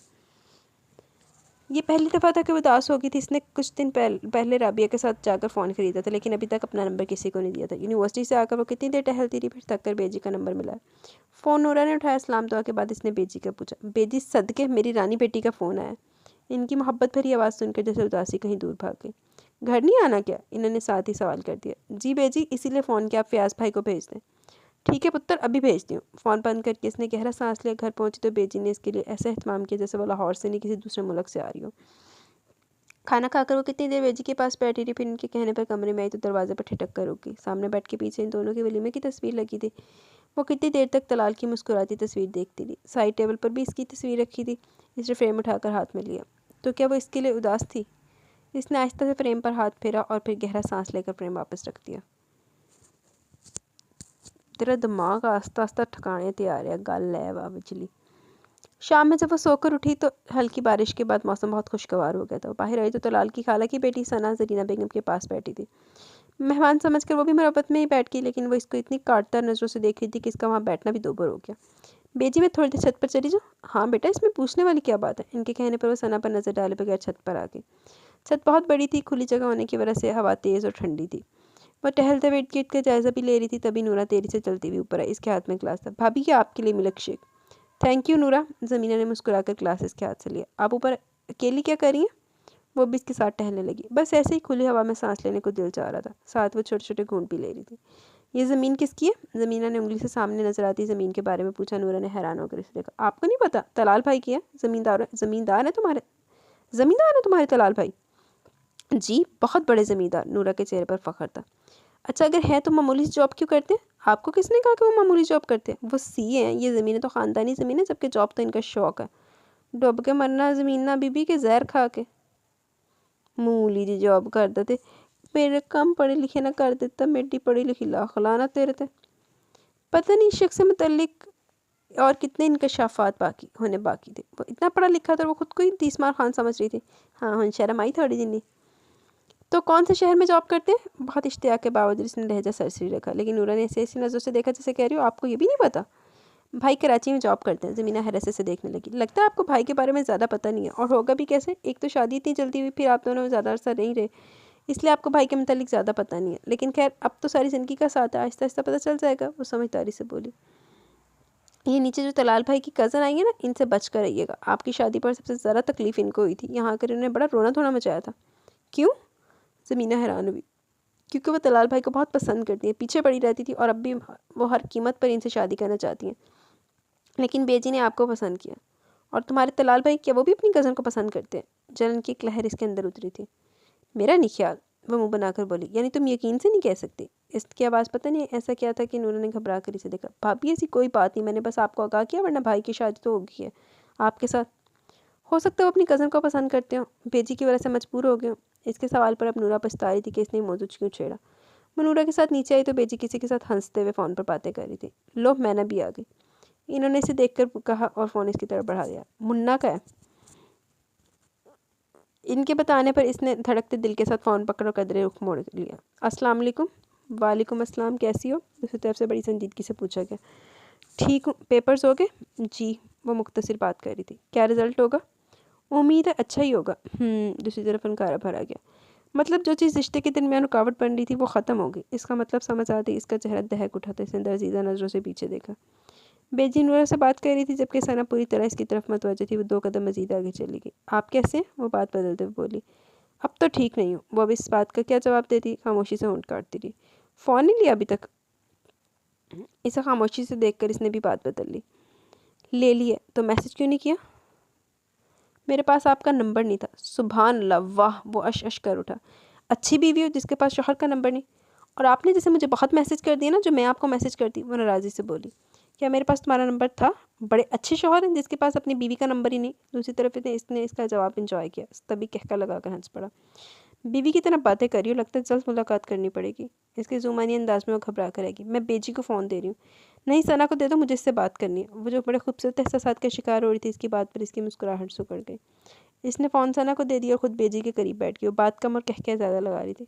सच में तलाल, तुम्हें बहुत मिस कर रही हूँ। इस बार जल्दी आना, फिर इकट्ठे शॉपिंग पर चलेंगे। वो इतनी बेतकल्फ़ी से बात कर रही थी कि ज़मीना को अपना वहाँ बैठना मुश्किल लग रहा था। हूँ तो साढ़े साढ़े के ख़त्म हो जा, तेरे वगैरह बीबियाँ ना लही कोशी होंदा। वो तीनों बैठी बचपन की यादें ताज़ा कर रही थी। गफूर साहब ने दूर से इन्हें हंसते देखा तो दिल से मुस्कुरा दिया। 3 माह पहले जब इन्होंने ज़मीना की शादी की थी, वो नाराज़ भी थे और इन्हें ये डर भी था कि ज़मीना जितनी जज्बाती कुछ गलत ना करते। लेकिन आज पहली बार इसे मुतमिन और खुश देखकर इन्हें तसल्ली हो गई। बेटा तलाल, वो कैसा है? बात होती है? जी वो भी ठीक है। आ कब रहा है? पता नहीं, मैंने पूछा नहीं। बेजी बता रही थी कि 1 माह बाद आते हैं। अभी तो इन्हें गए 2 हफ्ते हुए। चलो अच्छा, अल्लाह खैर खैरियत रखे। फ़ोन करती रहा करो, नहीं तो फिक्र होती है। जी। वो जल्दी जल्दी हैंड बैग उठाकर बाहर निकली तो गफूर साहब इसके इंतज़ार में खड़े थे। अच्छा पापा। वो इनके गले लगी तो इन्होंने प्यार से इसका सर छुआ। मेरी अच्छी बेटी। ये कहते हुए इनकी आवाज़ पर आगे ज़मीना ने चौंक कर इनका चेहरा देखा। अपने बाप से नाराज़ तो नहीं हो? इनको रोता देखकर इसकी आंखें भी भर आई। मैं आपसे नाराज़ नहीं, शर्मिंदा हूँ। बस इस बात का दुख था पापा, आपने मुझ पर यकीन नहीं किया। बेशक मैं दिखावे से मुतासिर हो जाती थी, लेकिन आपकी तरबियत इतनी कमज़ोर नहीं थी। गल तो वाकई सही आ, चवला ही वड़ियाँ सी, इन्हें किहड़ा ओहदे नाल सैट हो गई सी। वहाँ सब तुम्हारे साथ अच्छे हैं। सब बहुत अच्छे हैं पापा। बेजी मुझसे बहुत प्यार करती है और आपने मेरे लिए बेहतरीन इंतखाब किया। वो नज़र नीची किए बोली तो इसके चेहरे पर फैले रंग देखकर इन्हें मज़ीद कुछ पूछने की ज़रूरत नहीं पड़ी। चलो अक्ल शरीफ तो छेती काली आ गई। इसका मूड सुबह से ऑफ था और इसकी वजह सना थी, जो सुबह सुबह इतना तैयार होकर आ गई थी। इसका इरादा बेजी के साथ मार्केट जाने का था, लेकिन इसकी वजह से टलता लग रहा था। वो बेजारी से बैठी मैगजीन पढ़ रही थी जब इसका फ़ोन बजा। स्क्रीन पर राबिया का नंबर था। किधर हो? इसने छूटते पूछा। घर पर हूँ। वो बेजारी से बोली। तो रेडी हो जो, हम आ रहे हैं। वो जो टेक लगाए बैठी थी झटके से सीधी हुई। मतलब क्या? मैं क्या फ़ारसी बोल रही हूँ? मैं और सारा तुम्हारे घर आ रहे हैं, 15-20 मिनट में पहुँच रहे हैं, लोकेशन सेंड करो। कहकर इसने फ़ोन बंद कर दिया, जबकि वो कितनी देर होंठ चबाती रही। आखिरी मुलाकात में इन्होंने कहा था कि वो इसके घर आएंगे, लेकिन इसे बिल्कुल उम्मीद नहीं थी कि वो वाकई आ जाएंगे। बस सर झटक कर बाहर आए। बेजी हस्ब मामूल अपने तख्त पर बैठी थी और सना इनके साथ चिपकी बैठी थी। बेजी। हाँ बेटा, वो हाथ रोक कर इसे देखने लगी। बेजी वो मेरी दोस्त का फ़ोन था, वो इधर आ रही है, इसने नहायत शर्मिंदगी से बताया। अरे ये तो बड़ी खुशी की बात है, तुम अंदर जाकर हलीमा को बता दो क्या क्या पकवाना, बल्कि ठहरो मैं खुद कहती हूँ। और नूरा, आसिया से को मेहमान वाला कमरा साफ़ करवा दे, और मैं ना तुम कपड़े बदल लो। इसने एक नज़र अपने कपड़ों पर डाली। मैं ठीक हूँ बेजी, वो बेदिली से बोली। ठीक नहीं, जाओ जाकर अच्छे से तैयार हो जाओ। इनका अंदाज़ हतमी था तो वो सर हिलाती अंदर आ गई। वो तैयार होकर बाहर आई तो नूरा ने बताया कि आपकी सहेलियाँ आ गई हैं। वो बेजी के कमरे में आई तो वो दोनों बेजी के पास तख्त पर बैठी थी और बड़ी बेतकल्फी के साथ बातें कर थी। ज़मीना को देखकर दोनों उठकर इसके गले लगी। कितनी प्यारी लग रही हो। राबिया ने प्यार से इसका गाल खींचा तो इसने छेम कर बेजी को देखा, जो मुस्कुराती नज़रों से उसे देख रही थी। पता है आंटी, जब ज़मीना ने हमें बताया कि इसकी शादी गाँव में हुई तो हमने इसी वक्त सोच लिया था कि हम यहाँ आएंगे। एक्चुअली इससे पहले हमें कभी इत्तेफाक जो नहीं हुआ कोई भी गाँव देखने का। इसके तेज तेज बोलने पर बेजी हंस पड़ी। आपके बागात भी होंगे? राबिया ने इश्तियाक से पूछा। हाँ वो भी हैं। तो मैं वहाँ ज़रूर जाऊँगी, वो फैसला कुन अंदाज में बोली। ज़रूर जाना बेटा, पहले थोड़ा आराम कर लो। मैं ना पुत्र, सहेलियों को अपने कमरे में ले जाओ, आराम से बातें करो। कितना बोलती हो तुम, कमरे में आते ही ज़मीना ने राबिया को घूरा। यार मुझे इतनी खुशी हो रही है यहाँ आकर। अरे वाह, बात करते करते वो चीखी तो ज़मीना ने हैरत से देखा। ज़मीना ये तुम हो? सायरा देखो। वो दोनों अभी इसके वलीमे की अनलार्सफोर तस्वीर को देख रही थी। उफ, मुझे यकीन नहीं आ रहा कितनी हसीन लग रही है। और तुम्हारे हस्बैंड, व्हाट अ पीस यार। इसकी तरफ देखकर इसने एक आंख दबाई तो ज़मीना ने मुस्कुराहट रोक कर इसे थप्पड़ लगा। बको मत, तुम्हारी बेजी तो बहुत अच्छी है, सायरा बोली। और वो साथ कोई खलाइक मखलूक भी खड़ी थी जो हमें ऐसे घूरी थी जैसे आंखों का रास्ते निकल जाएगी। वो बेजी की भांजी है, इसका जिक्र करते इसका मुंह बन गया। लगता तुम्हें खास पसंद नहीं, सायरा ने संजीदगी से देखा। इसे मैं पसंद नहीं क्योंकि इसके और तलाल के बीच आ गई हूँ मैं। अधूरी लव स्टोरी, राबी ने समझ कर सर हिलाया। दूसरी तरफ भी ऐसा हाल है।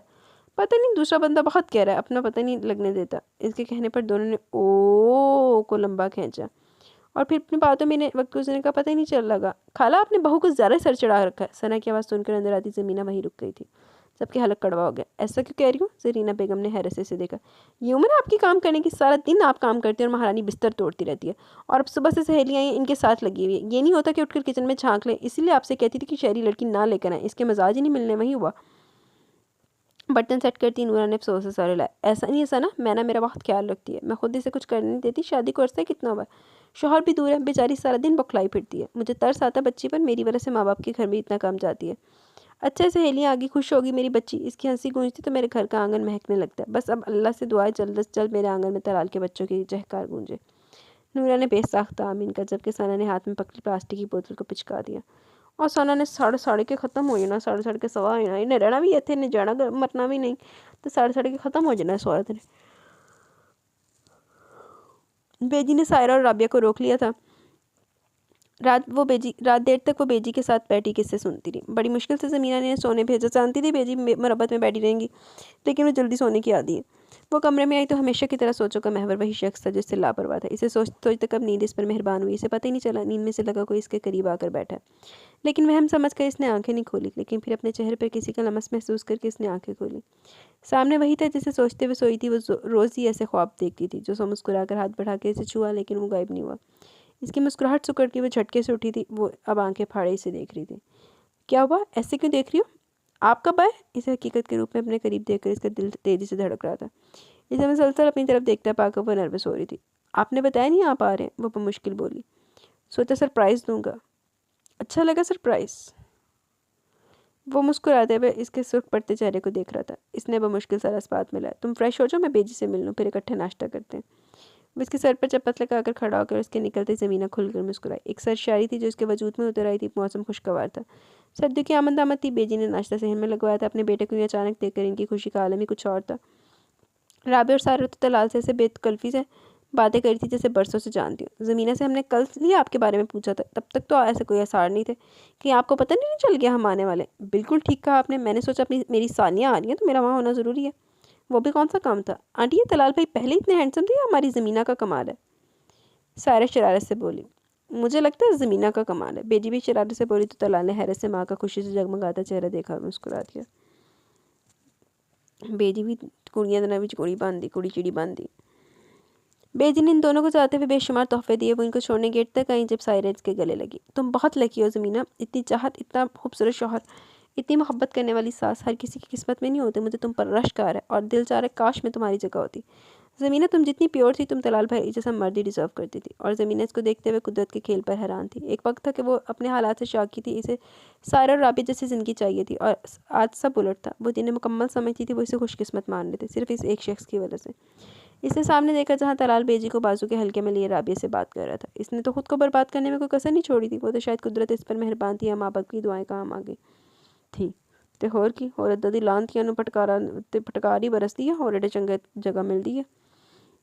इनके आने से घर में रौनक आई थी, इनके जाते फिर खामोशी छा गई। इसने काफ़ी देर से सना को नहीं देखा, शायद वो चली गई थी। तलाल को ज़मीनों पर काम था, वहाँ गया था। वो तैयार होकर कितनी देर तक इसका इंतज़ार करती थी, लेकिन दोपहर से रात होगी वो नहीं आया। जबकि बेजी शायद किसी की फौतगी पर गई थी और इन्हें कल आना था। नूरा भी अपने कमरे में चली गई, वो भी अपने कमरे में आ गई। इसे परेशानी हो रही थी। इसने तलाल का नंबर मिला जो दूसरी बैल पर उठा लिया, लेकिन आवाज़ तलाल की नहीं थी। कौन? नस्वानी आवाज़ पर इसका सांस रुक सा गया। सना बात कर रही हूँ। ज़मीना के माथे पर बल पड़ गए। तलाल का फ़ोन आपके पास क्या करे? मेरे पास नहीं होगा तो किसके पास होगा? वो दिल जलाने वाले अंदाज में बोली। तलाल को फ़ोन दे, वो गुस्से से बोली। वो तो भी सो रहा है, उठेगा तो बता दूंगी। और हाँ, आज रात वो आएगा भी नहीं।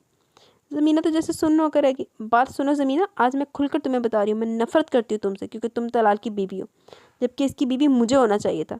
वो मेरी बचपन की मोहब्बत है, वो भी मुझसे मोहब्बत करता है। इसने सिर्फ खाला जी के कहने पर तुमसे शादी की है, और मजबूरी का रिश्ता कभी खुशी का रिश्ता नहीं बनता। जैसे अभी देख लो, इसके आने का मुझे पता था, और अभी भी रात के इस वक्त वो मेरे साथ है। तो तुम खुद सोच लो कि इतनी पढ़ी लिखी हो, ज़रा सी भी समझ होगी तो कुछ कहे बगैर ही हमारी ज़िंदगी से निकल जाओगी।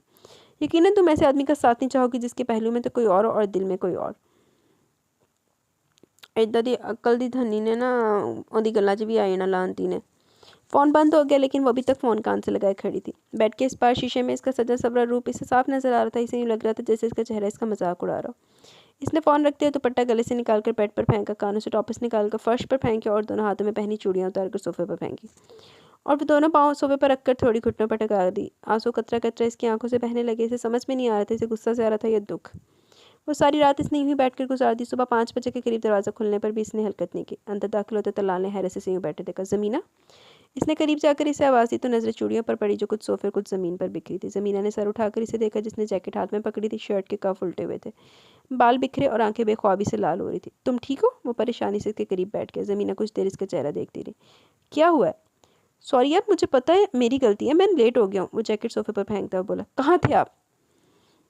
वो लफ्ज़ों को चबा चबा कर बोली। एक दोस्त की तरफ था, इमरजेंसी हो गई थी। ज़मीना ने अफसोस से देखा। आपको शर्म नहीं आ रही? एक तो गलती करते ऊपर से झूठ बोलते हैं।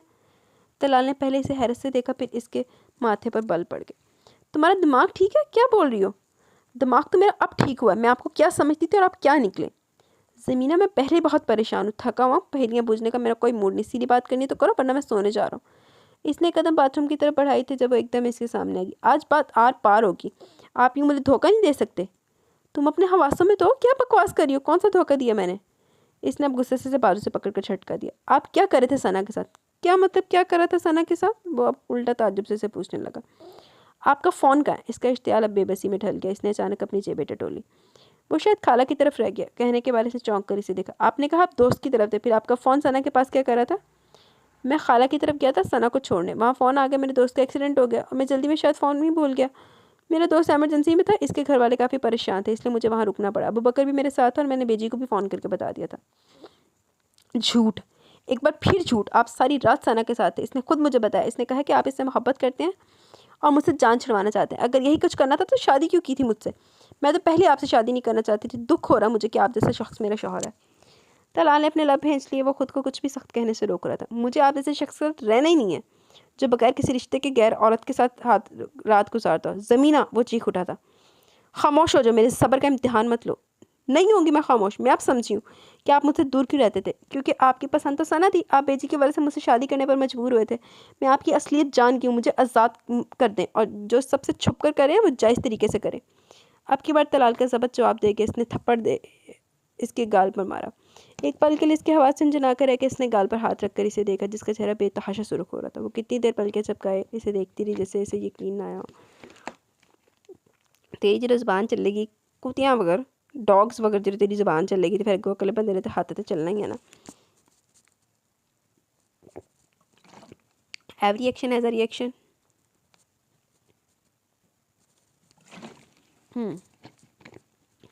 मैं आपके साथ नहीं रहना चाहती। ये तुम्हारा आखिरी फैसला है? वो बेहद संजीदगी से बोला। हाँ। ठीक है, तुम्हारी ये ख्वाहिश भी पूरी कर दूंगा। ज़मीना को बहुत रोना है। इसने बेड से अपना दुपट्टा और साइड टेबल से अपना मोबाइल उठाया बाहर की तरफ बढ़ी, लेकिन इसने एकदम बाजू से खींच कर इसे रोका। अब तुम्हारा मुझसे कोई ताल्लुक नहीं, तो बेजी को भी दरमियान में लाने की कोई ज़रूरत नहीं, कहने के साथ उसे खींचता हुआ बाहर ले जाने लगा। छोड़े मेरा बाजू, मुझे दर्द हो रहा है। इसकी गिरफ्त इतनी सख्ती कि अपनी हड्डियाँ टूटती महसूस हो रही थी। किचन की तरफ जाती नूरा ने हैरत और फिर परेशानी से देखा वो सारा रास्ता रोती रही थी, लेकिन वह सख्ती से हॉर्न बेच ड्राइव कर रहा था। गाड़ी जब इसके घर के आगे रुकी तो इसने चौंक कर इसे देखा। मुझे नहीं जाना, उतरो कार से, मैं तुम्हें यहाँ से लेकर गया था और यहीं छोड़ कर जा रहा हूँ, अब तुम आज़ाद हो। ज़मीना इसे देख रही थी जो इसे नहीं देख रहा था। वो मजीद बात के बगैर उतर की। वो तेरी से गाड़ी भगा ले गया। बैल देने से पहले इसने अच्छी तरह से चेहरा साफ किया। दरवाज़ा इमराना ने खोला था और इसे इतनी सुबह देखकर परेशान होगी। ज़मीना, अस्सलाम वालेकुम अम्मी। वो मुस्कुराहट चेहरे पर सजा कर इनके गले लग गई। इतनी सुबह खैरियत है? जी अम्मी, सब खैरियत है। किसके साथ आई हो? इन्होंने दरवाजे से बाहर झांक कर देखा। तलाल छोड़ कर गया नहीं, ज़मीनों पर काम था और बेजी भी कुछ दिनों के लिए किसी रिश्तेदार के घर गई हैं, तो घर पर कोई नहीं था। तो तलाल ने कहा कि मैं घर चली जाऊँ। मैंने भी कहा मैं कुछ दिन अपनी अम्मी के साथ रहूँगी। वो फिर से इनके गले लग गई। 100 बार मेरी जान तुम्हारा घर है, बल्कि तुम्हारे पापा तुम्हें इतना याद कर रहे थे। आज तुम ना आती तो वो खुद तुम्हें लेने आते। जी, वो मुस्कुराकर बोली। वो कितनी परेशान थी सिर्फ वही जानती थी, लेकिन अपनी परेशानी वो किसी से शेयर नहीं करना चाहती थी। नाजिया बाजी प्रेग्नेंट थी, सोनिया का रिश्ता तय हो गया था, सब बहुत खुश थे। ऐसे में अपनी परेशानी बताकर कैसे इन्हें दुखी कर देती। नाजिया और सोनिया बाजार गए थे, जबकि वो इनके इसरार के बावजूद नहीं गई। इसका दिल किसी चीज़ में नहीं लग रहा था। इसके छोड़ देने का ख्याल ही जानलेवा साबित हो रहा था। 1 हफ्ता होने वाला था, ना तलाल ने इसकी खबर ली और ना बेजी ने फ़ोन किया था। इसे आने वाले वक्त से जैसे डर सा लगने लगा। पता नहीं लोगों के कितने रूप होते हैं, होते कुछ है निकलते कुछ है। नौशी को इसके शौहर ने तलाक दे दी थी। शादी के बाद इन्हें इसमें 100 ऐब नज़र आने लगे थे। इस सदमे की वजह से ताया जी को हार्ट अटैक हुआ था। वो सोच रही थी कि जब पापा को इसका पता चलेगा तो इनका क्या हाल होगा। हुन देख ला ज़ाहिरी चमक दमक आले दा की हाल होया। लानती है तू भी उत्थे खे खाना से मरदी सी कि तेने भी नौशी वगैरह मिल जाए। वो जो हर वक्त तलाल के रवैये के लिए खुद को कसूरवार समझी थी, इस रवैये की वजह सना होगी, ये बात इसके लिए बहुत तकलीफ देती। इसे पता ही नहीं चला इसे इस पत्थर दिल इंसान से कब इतनी मोहब्बत हो गई कि इसके दूर जाने का ख्याल मौत के बराबर लग रहा था। अभी तो अकेली थी, खुलकर रो सकती थी और वो रो रही थी। फ़ोन की बेल पर इसने चौंक कर देखा और नूरा का नंबर देकर हैरान हुई। हेलो, वो परेशानी से बोली। हेलो भाभी, कैसी हैं आप? मैं ठीक हूँ नूरा, तुम बताओ सब ठीक है ना? बेजी ठीक है? जी भाभी सब ठीक है। आप कहाँ हैं इस वक्त? मैं अम्मी के घर हूँ। क्यों? अच्छा, वो हैरान हुई। वो मैं आपको बाद में बताऊंगी, अभी एक वीडियो भेज रही हूँ, वो देखें। फ़ोन बंद हो गया तो अगले पल मैसेज आया। वीडियो ऑन होते ही सना का चेहरा नजर आया। वो बेजी के घर का गेस्ट रूम था। वो बेड पर लेटी थी, फ़ोन कान से लगा तो कहका लगा कर हंसी। बस अम्मी क्या बताऊँ, मज़ा आ गया। यहाँ आई तो मैदान बिल्कुल खाली था। मैंने तो आपको पहले कहा था कि वो लड़की बहुत बेवकूफ़ है। फ़ौरन मेरी बातों का यकीन कर लेकर कुछ इसमें कमाल तलाल की बेवकूफ़ी का भी अपना मोबाइल छोड़ गया था। कहकर वो चुप होकर दूसरी तरफ की बात सुन रही थी। नहीं अम्मी, इसका फ़ायदा नहीं हुआ। तलाल बेवकूफ़ नहीं है, ये आपको भी पता है। दूसरा, वो पूरी तरह अपनी बीवी के इश्क में गिरफ्तार था। मैं आपसे नहीं, कई सालों से इसे आराम करने की कोशिश कर रही हूँ, पर मजाल है इस पर असर हो। वो मुझे सिर्फ एक यतीम कज़न समझता है। मैं कब से ज़मीना के खिलाफ इसके कान भर रही हूँ, पर वो सुनता ही नहीं। इस ज़मीना ने पता नहीं तलाल और खाला पर क्या जादू कर दिया। तभी मैंने तलाल को छोड़कर ज़मीना को टारगेट बनाया और देखे कामयाब भी रही। पता है अम्मी, जब तलाल इसे प्यार से देखता था तो मेरा दिल करता था ज़मीना का मुँह नोच लूँ। खाला इस शहर की लड़की से तलाल की शादी करवा कर समझ रही थी वो कामयाब हो गया, लेकिन मैं ऐसा कभी नहीं होने दूंगी। तलाल अगर मेरा नहीं हो सकता तो मैं इसे किसी और का भी नहीं रहने दूंगी। मैंने जिस तरह तलाल को बुरा बनाकर इसे बताया, मुझे यकीन है वो वापस नहीं आएगी। मेरी फिक्र ना करें अम्मी, मैं अब खाला के साथ रहूँगी। बेचारी फिर अकेली जो होगी, इनको पता ही नहीं इनका आशियाना तबाह हो चुका है। वो कहकर लगा कर हंसी। वीडियो ख़त्म हो गई थी, लेकिन ज़मीना अब भी फटी फटी आंखों के साथ स्क्रीन को देख रही थी। अब मैं क्या करूँ नूरा? भाभी भाई बहुत गुस्से में थे। मैंने आपको बताया था वो गुस्से में किसी की नहीं सुनते। वो परसों वापस कराची चले गए और बेजी को भी कुछ खबर नहीं। उन्होंने बेजी से कहा है कि आप अपनी दोस्तों के साथ सैर के लिए पहाड़ी इलाके में गई हैं जहाँ सिग्नल का प्रॉब्लम है। वो नहीं चाहते बेजी आपसे रब्ता करें। अभी भी वक्त आपके हाथ में भाभी, अब तलाल भाई को फ़ोन कर लेना, सॉरी कह दें। नूरा के फ़ोन बंद करते इसने तलाल का नंबर मिलाया। बेल जा रही थी, कितनी देर बेल जाती रही और फिर फ़ोन काट दिया गया। इसने बेदर्दी से निचला होंठ कुचला और दोबारा नंबर मिलाया। फ़ोन फिर काट दिया गया। तलाल प्लीज़, इसने मैसेज किया और अगले ही पल इसका फ़ोन बचा। हेलो, इसकी हेलो के जवाब में दूसरी तरफ खामोशी थी। हेलो, वो दोबारा बोली। तुमने मुझे अपना फ़ैसला सुना दिया था, मेरी भी सुन लो। मैंने दूसरी शादी का फ़ैसला कर लिया। अब तुम बता दो तो मैं डाइवोर्स कब भेजूँ? ज़रा इंतज़ार नहीं करवाऊँगा। ज़मीना के हाथ से फ़ोन गिर गया। वो बिल्कुल सख्त हो गई और दरवाज़ा खुलने की आवाज़ पर वो तेज़ी से उठकर बाथरूम में गई। अच्छी तरह मुँह धोकर इसने चादर ली, मोबाइल लेकर बाहर आ गई। तुम कहाँ जा रही हो? अंदर आती सोनिया और नाजिया ने हैरत से देखा। मैं घर जा रही हूँ। खैरियत? खैरियत है? हाँ, बेजी का फ़ोन है, वो घर आ गई तो मैं अब जा रही हूँ। जाओगी कैसे? नाजिया इसके पीछे आई। राइड आ गई है मेरी, अम्मी पापा को बता देना। कहकर वो तेरी से निकल गई। सारा रास्ता इसने जिस तरह ज़ब्त किया वही जानती थी। वो घर में दाखिल हुई तो बेजी अपने तख्त पर बैठी तस्बीह पढ़ रही थी। इसे देखकर इन्होंने बेसाख्ता अंदाज में खुश होकर बाहें फैलाई और इसका सारा ज़बत रुखसत हो गया। वो इनसे लिपट कर रो पड़ी और जिस तरह बिलक बिलक कर रोई थी बेजी के लिए इसे संभालना मुश्किल हो गया। ज़मीना मेरी बच्ची, हुआ क्या है? मेरा दिल घबरा रहा है। गफूर इमराना ठीक है? वो इसकी पुश्त से रही थी जो मजबूती से इनसे चिमटी हुई थी। नूरा पानी लाओ, इन्होंने पास खड़ी नूरा से कहा। ज़मीना शाबाश सीधी और बता मुझे क्या हुआ है। इन्होंने ज़बरदस्ती से खुद से अलग किया जिसकी अब हिचकी बन गई थी और सुर्ख चेहरा मुकम्मल तौर पर भीगा हुआ था। बेजी, वो अटक अटक कर बोली। तलाल, क्या हुआ तलाल को? वो घबरा कर बोली। आपके जाने के बाद तलाल मुझे घर से निकल जाने को कहा। अम्मी के घर छोड़ा है मुझे और कहा मुझसे तुम्हारा कोई ताल्लुक़ नहीं, इसलिए बेजी भी तुम्हारी कुछ नहीं लगती। मुझे थप्पड़ मारा यहाँ। वो बताते हुए फिर फूट फूट कर रो पड़ी। ज़रीना बेगम में चश्मे की तरह सर्द पड़ गई और अभी भी फ़ोन करके कहा कि वो दूसरी शादी करें और जल्द मुझे तलाक भिजवा देंगे। ज़रीना बेगम का चेहरा सफ़ेद चेहरा यकलक सुर्ख हुआ। नूरा फ़ोन मिलाओ कराची। और नूरा ने पहले तैयार बैठी थी, पहले जा रही थी, इसने फ़ोन बेजी को पकड़ा दिया। नूरा खैरियत है? बेजी ठीक है? दूसरी तरफ से इसकी परेशान आवाज़ सुनाई दी। मैं जो फ़ख्र से कहती थी तलाल अहमद तुम मेरे बेटे हो, आज मुझे अफसोस हो रहा है कि मैंने तुम्हें पैदा किया। बेजी, वो तड़प कर बोला। इसका पूरा नाम लेना ही इनकी नाराज़गी को ज़ाहिर कर रहा था। नाम मत लो मेरा, मर गई तुम्हारी बेजी। मैंने तुम्हारी ये तरबियत की थी तलाल अहमद कि तुम एक लड़की पर हाथ उठाओ, वो जो तुम्हारी बीवी है। क्या तुम्हारा बाप मुझसे ऐसा सलूक करता था? क्या मैंने तुम्हें ये सिखाया था? बेजी आप मेरी बात तो सुन ले, बात करने के लिए कुछ रह गया? तलाल, ज़मीना को मैं अपनी बेटी बनाकर लाई थी, किसी बाप के दिल का टुकड़ा थी जिसके दिल के तुमने टुकड़े टुकड़े किए हैं।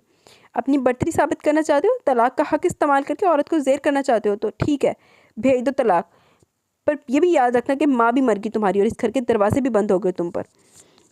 इन्होंने कहकर फ़ोन बंद कर दिया जबकि ज़मीना के आंसू थम गए। वो सहमी नज़रों से बेजी का सुर्ख चेहरा देख रही थी। ऐसी हालत नूरा की थी ज़मीना ने क्या नूरा ने सारी उम्र बेजी को कभी इतने गुस्से में नहीं देखा था। नूरा का फ़ोन मुसलसल बज रहा था। तलाल भाई, वो हल्का सा मिनमनाई, फ़ोन मत उठाना। वो उंगली उठाकर बोली। फिर ज़मीना को देखा जो सहमी हुई ने देख रही थी। ना मेरी बच्ची, तू परेशान ना हो, मैं अब जब तक इसे थप्पड़ नहीं मार लेती मुझे भी चैन नहीं आना। नहीं बेजी, वो बेसाख्ता बोली। आप अब इन्हें कुछ मत कहें, मैंने तो आपको इसलिए बताया कि आप इन्हें कहें वो मुझे माफ़ कर दें। तुमने क्या किया जो वो माफ़ करेगा? माफ़ी तो इसे मांगनी होगी। नहीं बेजी, मुझे माफ़ी भी नहीं चाहिए, बस इनसे कहें मुझे तलाक न दे, मैं आपके बगैर नहीं रह सकती। अब की बार ज़रीना बेगम ने चौंक कर गहरी नज़रों से देखा। तभी राजा अंदर आया। सलाम बेजी, तलाल भाई का फ़ोन है। वो घबराया हुआ था, लगता है डांट पड़ी थी। बंद कर दो, अब उठाना मत। इनके कहने पर वो होंकों की तरह इन्हें देखने लगा। मुँह क्या देख रहे हो? जाओ जाकर भैंसों को चारा डालो, काटो। इनके गुस्सीले अंदाज पर गड़बड़ाकर वापस भागा। चल अभी तलाल, तेरा राबते मनकता हो गए।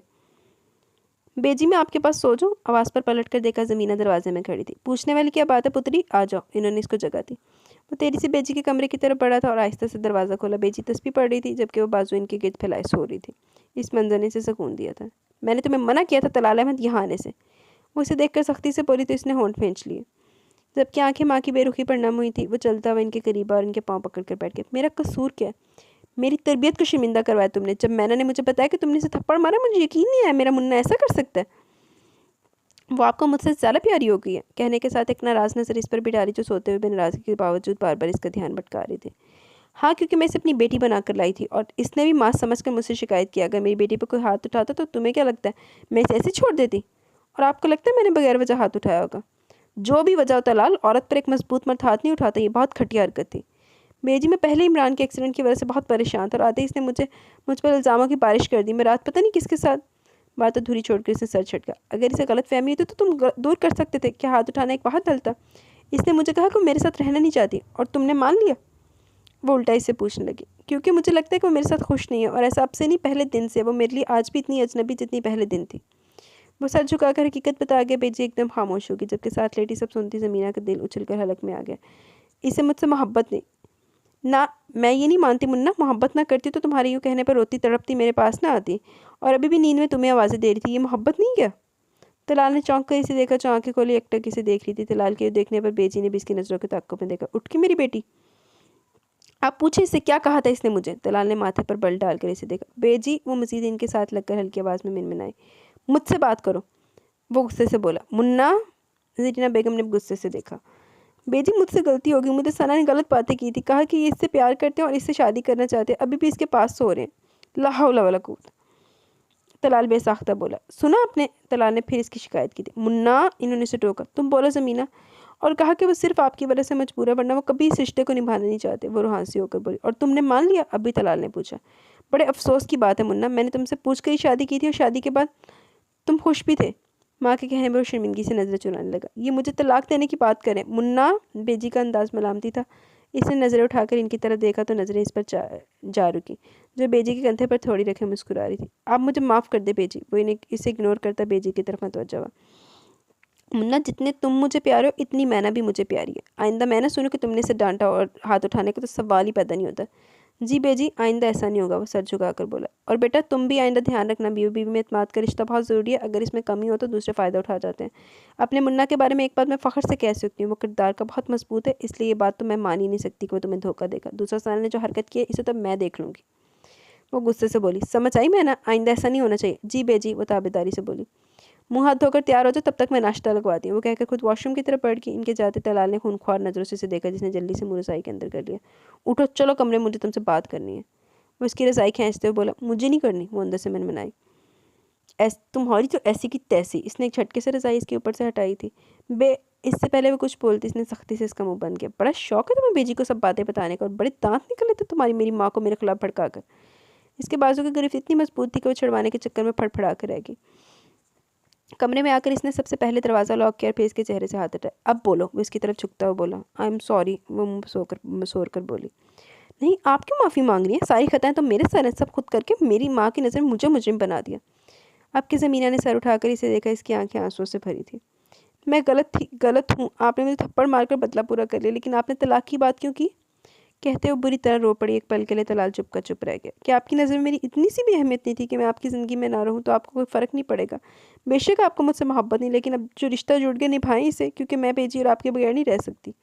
वो जिसकी बातें सुन रहा था आखिरी बात में मुस्कुरा दी। तुम्हें क्यों लगता है कि मैं तुमसे मोहब्बत नहीं करता? बस पता चल जाता है, वो रूठे लहजे में बोली। थोड़ा मुझे भी बता दो। आपने कभी मुझे आई लव यू नहीं कहा, कभी मेरी तारीफ़ नहीं की, बस तंज़ ही करते। अगर मैं आई लव यू कह देते तो मतलब मुझे मोहब्बत है? वो सर बोला। बिल्कुल। I love you. ज़मीना ने हैरत से देखा। ऐसे थोड़ी कहते हैं। वो खुश नहीं हुई थी। उफ़ यार, कैसी लड़की हो, पहले खुद तरीका बताती हो फिर खुद ही रिजेक्ट कर देती हो। मैं तुमसे बहुत मोहब्बत करता हूँ। जब तुम मुझसे दूर जाने की बात करती हो मुझे बहुत तकलीफ़ होती है। ये बात ज़मीना के सर से गुजर गई थी। मुझे बेशक बहुत गुस्सा आया था, लेकिन बात वहीं ख़त्म हो जाती। लेकिन तुमने रिश्ता ख़त्म करने की बात की तो मुझसे बर्दाश्त नहीं हुआ और मेरे मुँह से भी गलत लफ्ज़ निकल गए, वरना मैं तुम्हें छोड़ने का तसव्वुर भी नहीं कर सकता। तो आप सिर्फ मुझे धमकी दे रहे थे? इतनी सारी बातों में से तुम्हें बस यही बात समझ में आई है? तलाल ने माथे पर बल डाल कर इसे देखा। नहीं, और भी आई हैं। क्या? वो मैं आपको नहीं बताऊंगी। वो इसकी तरफ देखते हुए बोली। मैंने तो इजहार कर दिया, लेकिन तुमने अभी नहीं किया। अभी भी नहीं किया। ज़मीना ने सर उठाकर इसे देखा। मेरी ज़िंदगी का हासिल है आप। इसने कहकर सर इसके सीने पर रख दिया और इस इजहार पर इसकी रूह तक सरशार हो गई।